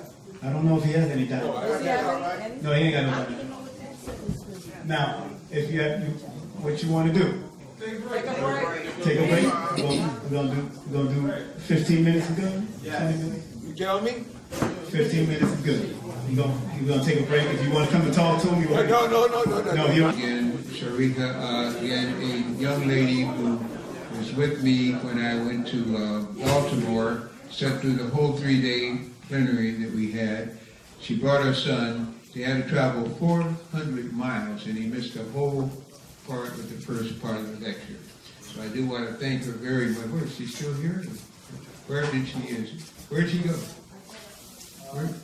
She left? She was here. I know she was here. Wow. Well. To miss the last part of the lecture. Oh man, I mean, you're not traveling that far. Yeah, well, that's it, because that's really says something. And it's not a fake. I mean, a person does that. They may do it for superstars and rock stars, but they don't do it for me. So all of you who travel and who still come out and hear what I have to say, as way out as it is appreciated. I do thank you very much. Okay, we're going to have questions. When I get tired of it, you get tired of it, we'll stop the questions. But in the meantime, I'm sure I elicited or solicited or in some way intrigued. So if there's a question, make it to the point, please, and brief. If there's a comment, please make it to the point and brief, and we'll go from there.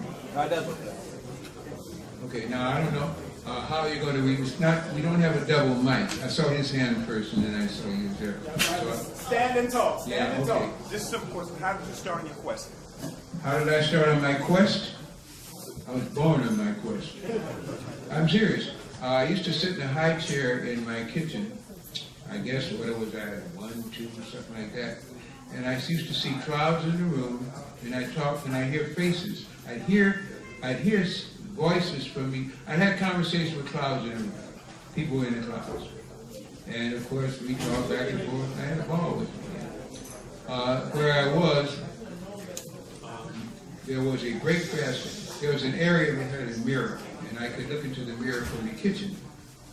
And sometimes I was in my high chair, so I look into the mirror, and sometimes I wouldn't see a reflection. I see something occurring in the mirror. And so I remember those two things a lot. And of course, I guess I started out way out. But the thing that changed my life, I'm a contactee. I'm not an abductee, I'm a contactee. And that was in 1960, and I've told this story so many times, I even have it on tape. I call it an enlightening encounter. And that was in 1960 through a Polish man by the name of George Adamski. It's a long story short. He wrote 2 books, and I was very enthused by them. Flying Saucers Have Landed and Inside the Spaceship. Well, actually, it was written by a man by the name of Desmond Leslie. But at any rate, based on that one is how I had my contact, because I went to a UFO symposium, and these guys were there. They were black, and they read my mind, predicted the future. What else did they do? Made me lose some time, very little bit though. And then came over my house and performed. with 3 UFOs. So once that happens, since I didn't know any school teaching me to fly UFOs, I didn't know any school teaching me how to control time, I didn't have any schools to teach me how to predict the future, and I didn't have any schools reading minds and so on like that. So after that, school became the secondary thing with me. So it's those things that changed my life. Okay, thank you. Next. Yes, bless. You said in one of your DVD you had that DVD called War the Gods? War with the Gods or War with the Gods? I have so many DVDs, I don't remember. You said that the Egyptians had fought with the Draconian or the gods or something like that. Can you explain that a little bit better? The War of the Gods. Is that what it was called? It sounded like somebody renamed my... Yeah, it sounded like Donovan. Yeah, it sounded like one of my excerpts that I gave from something else again. See, they take my stuff and put it down and then slice it up and all like that. But the Egyptians, I can only say this, based on what you said, there was a battle that was fought, as I say, in Egypt. And it was with the Athens and the Titans. And they lived on a place called Pond, which later became Lemuria, which later became California. Okay, that's another whole story. And they had a big battle. They had a battle on the moon. I have another picture out there. It's not mine, but it's one that I utilize. They have a picture, and you've probably seen a sister on the moon. Mm-hmm. Yeah. And it got black droid heads, Negroid-looking droid heads up on the moon. The moon is a spaceship. It was a big battle fought by the Olmecs to save the Earth from the moon. It's just like Darth Vader and stuff. So that's another whole story. That's a lecture within its own self. But nothing we're taught here is real, because everything we're taught is camouflage. The truth is worse, better than any fiction. What really happened here is beyond belief. And it's still going on. As I say, you're going to see a lot of ships leaving toward the end of this year. You're going to see a lot of ships leaving toward April and May of next year. And that's when folks are really going to lose it. So I would say your plans for the future may or may not be what you think.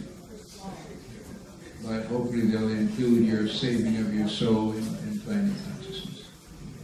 Yes. What can we do as far as what can we do to better ourselves as far as consciously astral traveling? To not only get in contact with our spiritual guides, but to also to travel and to consciously travel, because what ways can we... Well, you know, as I say, usually I get a workshop, and this time nobody invited me to a workshop, and I guess they said they had enough of Blair. But usually I do a workshop, and one of the workshops I do is the sound of silence. I mean, we could meet here tomorrow if we could, and go everybody in here. It teaches you how to go within and travel. Do anybody want to do the workshop? And I teach it. That's it right there. I have another on energy fields and how to utilize them. I make a person weak or strong without touching them, by just working with energy fields. There's so many workshops, but that sound of silence would be what you could use. But I got to know, because I got to stay somewhere, and they have to come together to meet it. If you're interested in that, I'm already here. What I don't like to do is to travel. Once I'm here, I make the most of it that I can. Traveling back and forth is never going to do. I have a place booked, but if I don't get over 10 or 15, 20 people to do it, then I could just cancel the place. But I have a place booked of those who want to do the meditation with it. Who wants to do the meditation? Raise your hand. Tomorrow, from 6 to 10 or 6 to 11. Tomorrow, because he still got to travel. That's tomorrow. It's in Brooklyn. It's in Brooklyn. It's in Brooklyn. Now, that's either uno, dos, tres, cuatro, cinco, seis, siete.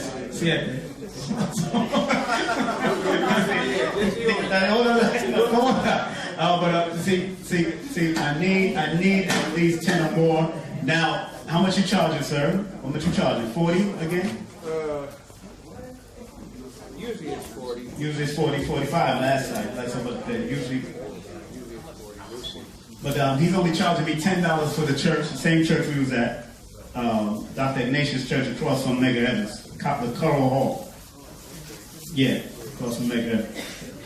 So, How many people want to do it? But here's the question. Question. Because there's so many different workshops, how do you know which one you want? No, he's going to tell you what workshop and which one. Well, I was going to say that he was asking about the sound of silence is the one that teaches you how to go within. And I kind of tell you how to go about it, and I don't want to give the whole thing away. But it's usually, I haven't had anybody that didn't enjoy it and didn't open up some new consciousness for them, a new way of going within. Okay. Yeah. And it's good. I had to do that when I was poised and every other thing. Because it was, yes. I have a question. I see on TV all these abductions of aliens. And to me, it's kind of strange. The aliens don't abduct, take nobody except white folks. You know? I'm wondering. Let me say something that's going to be.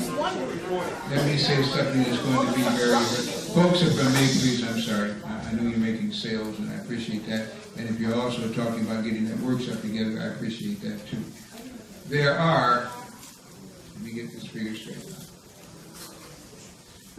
There are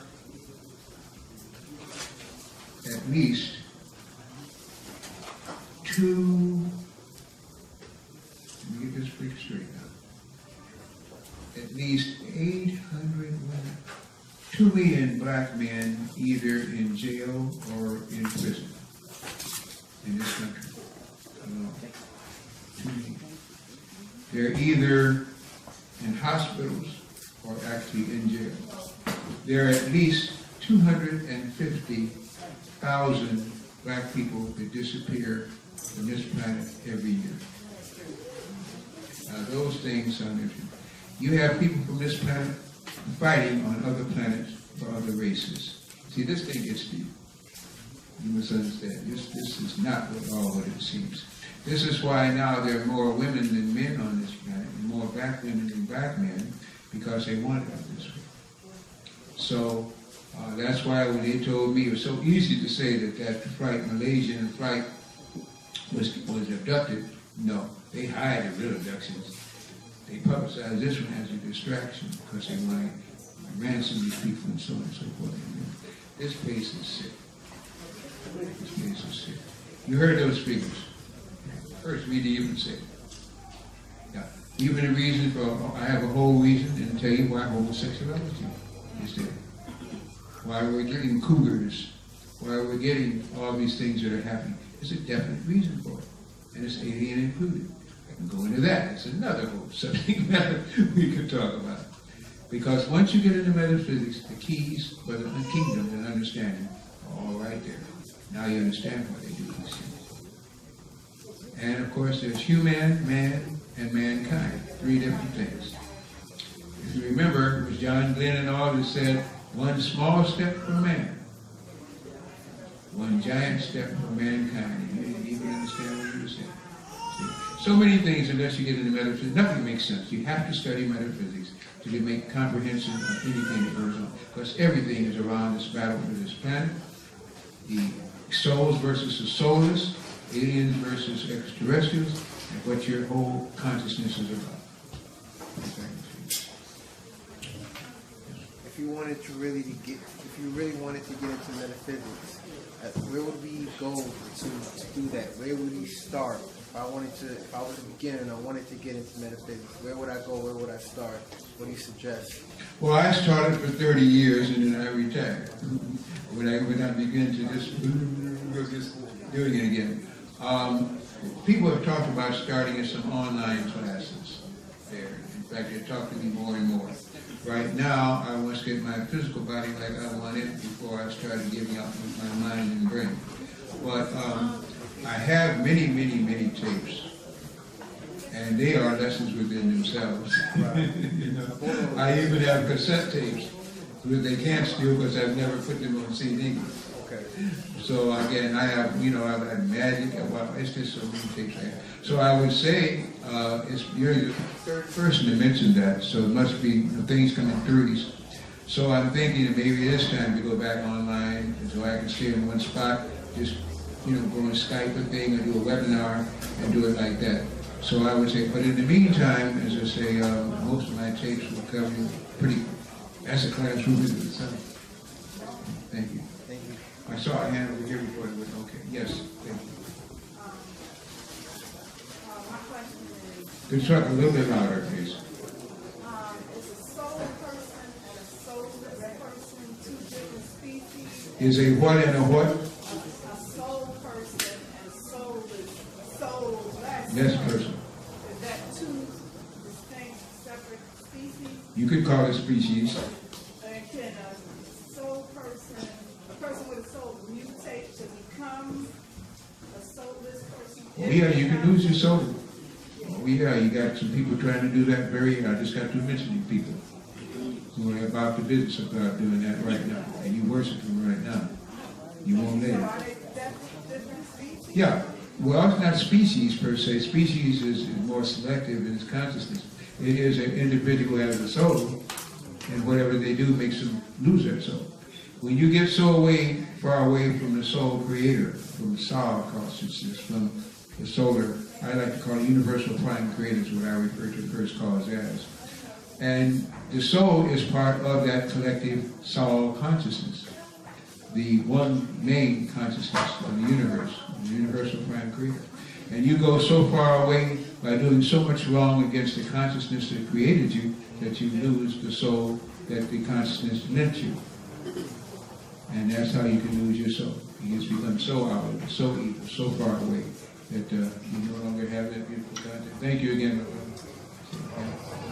You no longer have it. I saw up there. Yeah, I saw you there. I'll be back with you. Speak louder, please. The question that pertains to Willie Myers. You talked about Palladians. I wanted to ask you, because there's a lot of research that talks about the influence with a lot of research that talks about the story of Willie Myers, as well as his connectivity to the Palladians, and also the connectivity of the Palladians to the Draconians or the reptilians. So I wanted to ask you, based on your own research, do you know of any stories or any kind of stories, like historical context that actually see them together? Because we have teachers such as like Credo Mouvoir, who talks about reptilian agenda, how they came here to coincide with what you said a couple of years ago, a couple of million years ago, so on and so forth. And is it possible that the Palladians are working with reptilians or Draconians to keep people who are participating in the third dimensional realm at like a low level? Well, the Pleiadians, as they said, somebody said they chose to be called. They talk about the Pleiades, and so that's what I used to call them. I think it was Mitchell, Barbara Mitchell, or some woman stated that they wanted to be called Pleiadians or something like that. They're not too far removed from us, from people on Earth here. They're not that advanced. They're advanced based on some of their science, but like I say, they still just got a time machine, and most of the other people in what they call the Galactic Confederation already have that. So they could very well be partly connected with it. As they told the Billy Meyer, they weren't. And in fact, I'll say this: the government, they shot him, and then they tried to do a lot of things to him. They actually saved his life. So I would think that if they did this, that the government would not be trying to do him in if they are working for the government and already contacted him. So I would merely say again, they're advanced, but they're not as advanced as some of the races out in space, and they're literally the races out there in space. Yeah, thank you. One question. A lot of these stories that we hear about sinkholes swallowing up like several people at a time, 100. Do you think these are natural things or man-made? They're both. Disasters. They're both, because the earth is sinkholes, earthquakes. In the air, you've got tornadoes, you've got hurricanes, you've got EF2s and EF4s, things. In the water, you've got rains that are just everywhere. You've got floods every day everywhere. They even sandbags the Thames over there. They didn't even tell you about sandbagging the Thames, okay? In the fire, God, whatever you add in the fire, rains of fire, you got droughts out there, things going on again. And what every element now is being disturbed. Every element is changing its frequencies. There's something's going on. What's going on? There's a big planetary change. Our planet is going from kindergarten to grad school. And so you're going to get all these elements that have to change. And as the elements change, so do the elements that we make up in our minds, they have to change too. Okay, you're more than welcome. Yes, all the way to the back there. To the side, but yes, yes. Always to see you, sir. How do you alleviate or get over your past karma and past mistakes? I'm sorry, I hear there's a murmur and I want people to make themselves talk as loudly as you can. Scream at me from outside the street. How do you alleviate your past karma or past mistakes in order to make new things happen in your life? How do you eliminate and alleviate? Eliminate or alleviate? I like the word you said, alleviate. Let's talk to alleviate rather than eliminate. Alleviate it by facing it, and within your soul you already know what you've done. We hide it from ourselves. If you start meditating, most of the time, if you spend 3 nights, and we have a gold powder that we sell which helps you in doing psychic things, but when you go to sleep at night, you come out of your body. You got a chance there to contact. You'd be surprised. You got guardians out there too. But we go to sleep, we don't even know we went to sleep. We just go to sleep. That's like taking a Rolls Royce, park in the worst city that you can, the worst time, 2 o'clock in the morning, leave your alarm on and your keys in ignition. You leave yourself wide open. But if you go there with a thought in your mind, you will get that thought answered, and you'll get the contacts. They're just waiting for you to ask. We just don't utilize our sleep time because we don't understand what sleep is. So yes, when you're out there, you can find out everything you want to find out again. And alleviation of karma means relieving of debt. You're here either because you're a debtor or a creditor. Creditors, you want to help with the ascension. Debtors, you want to collect on what you did to get it right because you know you're in trouble. So whichever way you go, you have that opportunity through life, because there is no such thing as death, through life to do so. You're a soul in a body, but you forgot. As a soul, you have done many. You can do more things out of your body once you understand it than you can by in your body. But we just don't know how. So that's training. But I say, anytime you want to have a real question, go within. Sleep on it and expect an answer. By the 3rd time, you'll get it. Sometimes a book drops off the shelf to a page. More than that, you just happen to pass a conversation that you heard. You just happen to hear a TV show that's going off and tells you something. You just happen to have these things. Once you believe in circumstantial happenings, understand you're now getting in there. There's no such thing as chance, luck, or accident. You make it or you don't make it based on what you do. Oh God, let me grab it. Okay. I kind of wanted to go back to what the sister was talking. I want to get a little clarity because I'm not understanding between, you said the soul and the soulless.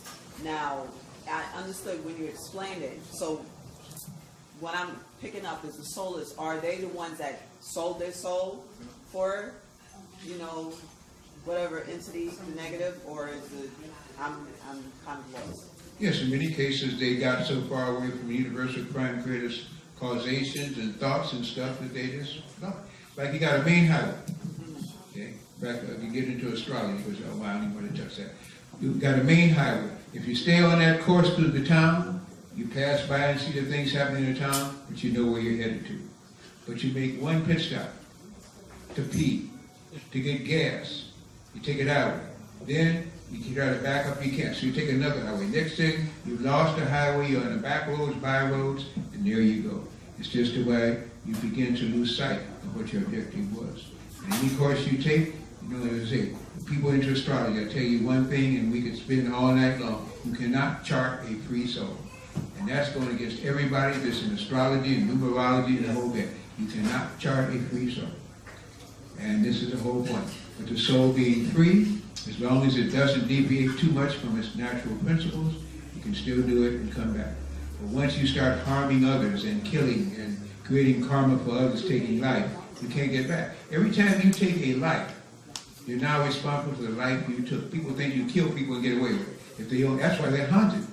Now you got to come back to stop that person's life where they were getting the straight. You got to take on that karma. We don't even remember that. You do not kill if you cannot produce the kill that you make. and you pay for it. And you come back over and over and over again. If they understood, there'd be less killings. Because now you're responsible for a soul. Now you got to take on yours and that soul that you retarded. And they'll come and haunt you in your next generation. Because now you can't get away from that soul that you made souls. I know that's heavier stuff, but it's my understanding. So I'll hand it back again. Okay. All right, back there and then, yes. If you can, please stand. Yes, don't look around. You here. All right, I do have a question. My question, you emphasize a lot about thought. There's a science called Una, which is like in Hawaii. Have you heard of that before? Yes. And my question is any other sciences or anything pertaining, like other sciences pertaining to thinking? Because I realize thinking is like the key way, to survive on this planet. Anything, other sciences other than Una? You can emphasize it. That's one question. The next question is... Well, let's go one at a time. Right. Two questions, okay? Kahuna, Una, it used to be the land there of these people that had, what was it called? They used to have, in Hawaii, they had these, oh God, these people that were afflicted with something, they used to go there, they used to have this leprosy type thing going there again. Many of them were healed and by the big kahunas and the hunas. The Huna code in religion is where the basis of spirituality comes from. And Hawaii, by the way, is part of that ancient Lemuria. See? That's why it still has those active caves. And they have caves underneath there too. That water has a big area that you can actually go down into and go into the inner earth beneath Hawaii. And that's why they still have active volcanoes there again. The Huna code is one that is being taught, and it simply means that there's another way and another religion outside of just that one and two. But yes, I do honor the kahunas and like that. But yeah, the second. The second one is in regards to deja vu. Is deja vu like a way of communication from the universe to speak to you? Like when you see something, and it's obvious that you see something, it's like the universe talking to you? Based on different stuff. Deja vu is you've been there before. Every night you go someplace else different. And every night you recall where you've been. And until you direct your thoughts, the soul just does that. Now, when you go to sleep with a certain thing in mind and control your thoughts and control your dreams, that's different. Other than that, the mind is free to wander through the soul goes in multidimensional existences. You do more things in your sleep and out of the body than you do in your body. But controlled thought means you go out of your body knowingly so for a purpose to get answers or to affect things or to get it straight. People do astral travel. One of the things that's very interesting, people remember when they come back into the body, but they forget when they leave it. They have this RE, rapid eye movement, all that kind of foolishness. If you start taking the gold and you meditate that you want to come out of your body to get certain things answered, you want no foolishness, you want your guardians and those that really can help you to be there, automatically you're setting parameters on who you want to contact you. But once you come out of the body, the best way I can explain is like this. It's as though you have a casket, and you're sleeping in a bed. But right at your rooftop is a pyramid. But this pyramid is it's like that you're at the bottom of the ocean. But you've got a room set out that you can dig out at the bottom of the ocean. Bottom of the ocean, you got crabs and shellfish and things like that. But then there is like a pyramid that comes. And then you get the fish that come in a little bit larger. Then pretty soon you even get flying fish and sailfish. The sailfish now can go out and you can wander. But when you come back in from the air, you start going back to these various levels. And just before you have to dig in the sand and get back into your room, you wake up. So now you wake up on the lowest plane possible. The old hag is there. Spiral people are there. Everything is there. And then you wake up and you want to scream, but you can't move and you can't scream. Because you didn't quite seep back in. You woke up at the bottom of the last dimension you can. Then you panic. And the more you panic, the less you can get in. And now they start to come for you. Because that's where all the low gods are. All you simply do is, I woke up too soon. As soon as you think about the body, get back in it. So it's just a matter of understanding. That's why people are going through bad experiences. And drugs will take you there in a minute. Because drugs will take you to places you didn't earn immediately. So if you're there, you don't even earn it, how you going to get away? They just take you over. You're a fool. Take you over and use you up. That's why it's not good to take these drugs. And all prescription pharmaceuticals, 6,000 in Merck's Index, about 7,000 in the United States dispensary of pharmaceutical medicine. None of them can you take. And the blacker you are and darker you are, the less you can react, you're going to react to them. They will drive you out of your mind. So there's your answer. Thank you. All the way to the back, yes, thank you. How can you find out what star system you came from? I don't really know, but you can ask. Okay. Now, what did I just say? Any question that you really have that is really criteria to your understanding who you are, where you are, and what you are, every night you have a chance to ask it. You have guardians just waiting. Some people have not contacted them so long, they go to sleep and they say, oh, they gotta call me right. He's going to sleep. We go to everybody and every daddy but who we should, our own selves. Ask questions of why you are. Believe that you are a part of it. If you have a soul, there's always creators waiting for you. And the universal creator always implies them to do so. They get brownie points for helping you. But you never ask. We go to psychiatrists. The fact is that, you know, I showed this movie, Psychiatry, the Industry of Death. If you saw that movie, you stay away from psychiatrists. If you're a psychologist or psychiatrist, very sorry, watch the movie. Oh man, yeah, these people pseudo this and pseudo that. That's the worst person to worry. Plus they give you drugs so that you find out who you are. You need to be taking drugs to find out where they were. And they're the dispenser of drugs too. You got more drugs being dispensed by psychiatrists than any other around. There's very dangerous people to go to at this time too. I'll say that much. Now I discipline the psychiatrist. Okay, so okay, is there any other? Wow. That's the second. Is that the same person who asked a question before in the back of her hand? No, okay, sister, no. Yes, please, go ahead. I do have a couple of questions. One is, what are your thoughts on these specific groups? The Bridge to Freedom, Theosophical Society, and the I Am Movement. Wait a minute now. The who again now? The I Am, do it again slowly. The Bridge to Freedom. The Bridge to Freedom. The I Am Movement. The I Am Movement. And the Theosophical Society. And the Theosophical Society. I don't know what the Bridge to Freedom is. Okay. So you'd have to tell me about the Bridge to Freedom. A spin-off of the I Am Movement. Okay. The I Am Movement I've just heard enough about not to be able to speak about because I don't know enough about it. Okay. And the last one, this is really strike out. What's the last one? The Theosophical Society? Yeah, I have been a member of the Theosophical Society at one time. Let's just say this.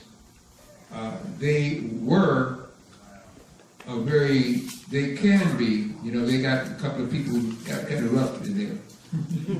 Picture you see in most of these occult bookstores. I think that the Theosophical Society has been a very decent and wonderful place to go. Many of the books they have in their libraries alone are worth the wait. I'll say now there have been some side roads that, for me, I wish they hadn't taken. Okay. Not about nasty, and of course all the rest of them, you know, connected with it. Yeah, all right, yeah. I'm curious about the beginnings of the earth. What I think about the beginnings of the earth? Yeah. Ooh, that's a lecture within itself. And I do have it on, I have three things called, what are the three tapes I have? I have three tapes on the beginning of the earth there. And it's such a long story. But I tell you, the adventures of Superman has a lot to do with it. Because the person they call Superman became Seth, the first man on earth turned black. And that gets to another thing. And Krypton is another thing too, from another planet where these people emanated from. That's just too deep for me to get into. Okay, last question from me. What are your thoughts on this whole, I don't know if these are mythical figures, Buddha, Krishna, and Jesus. What do I say about those? Yeah. Buddha, Krishna, and Jesus.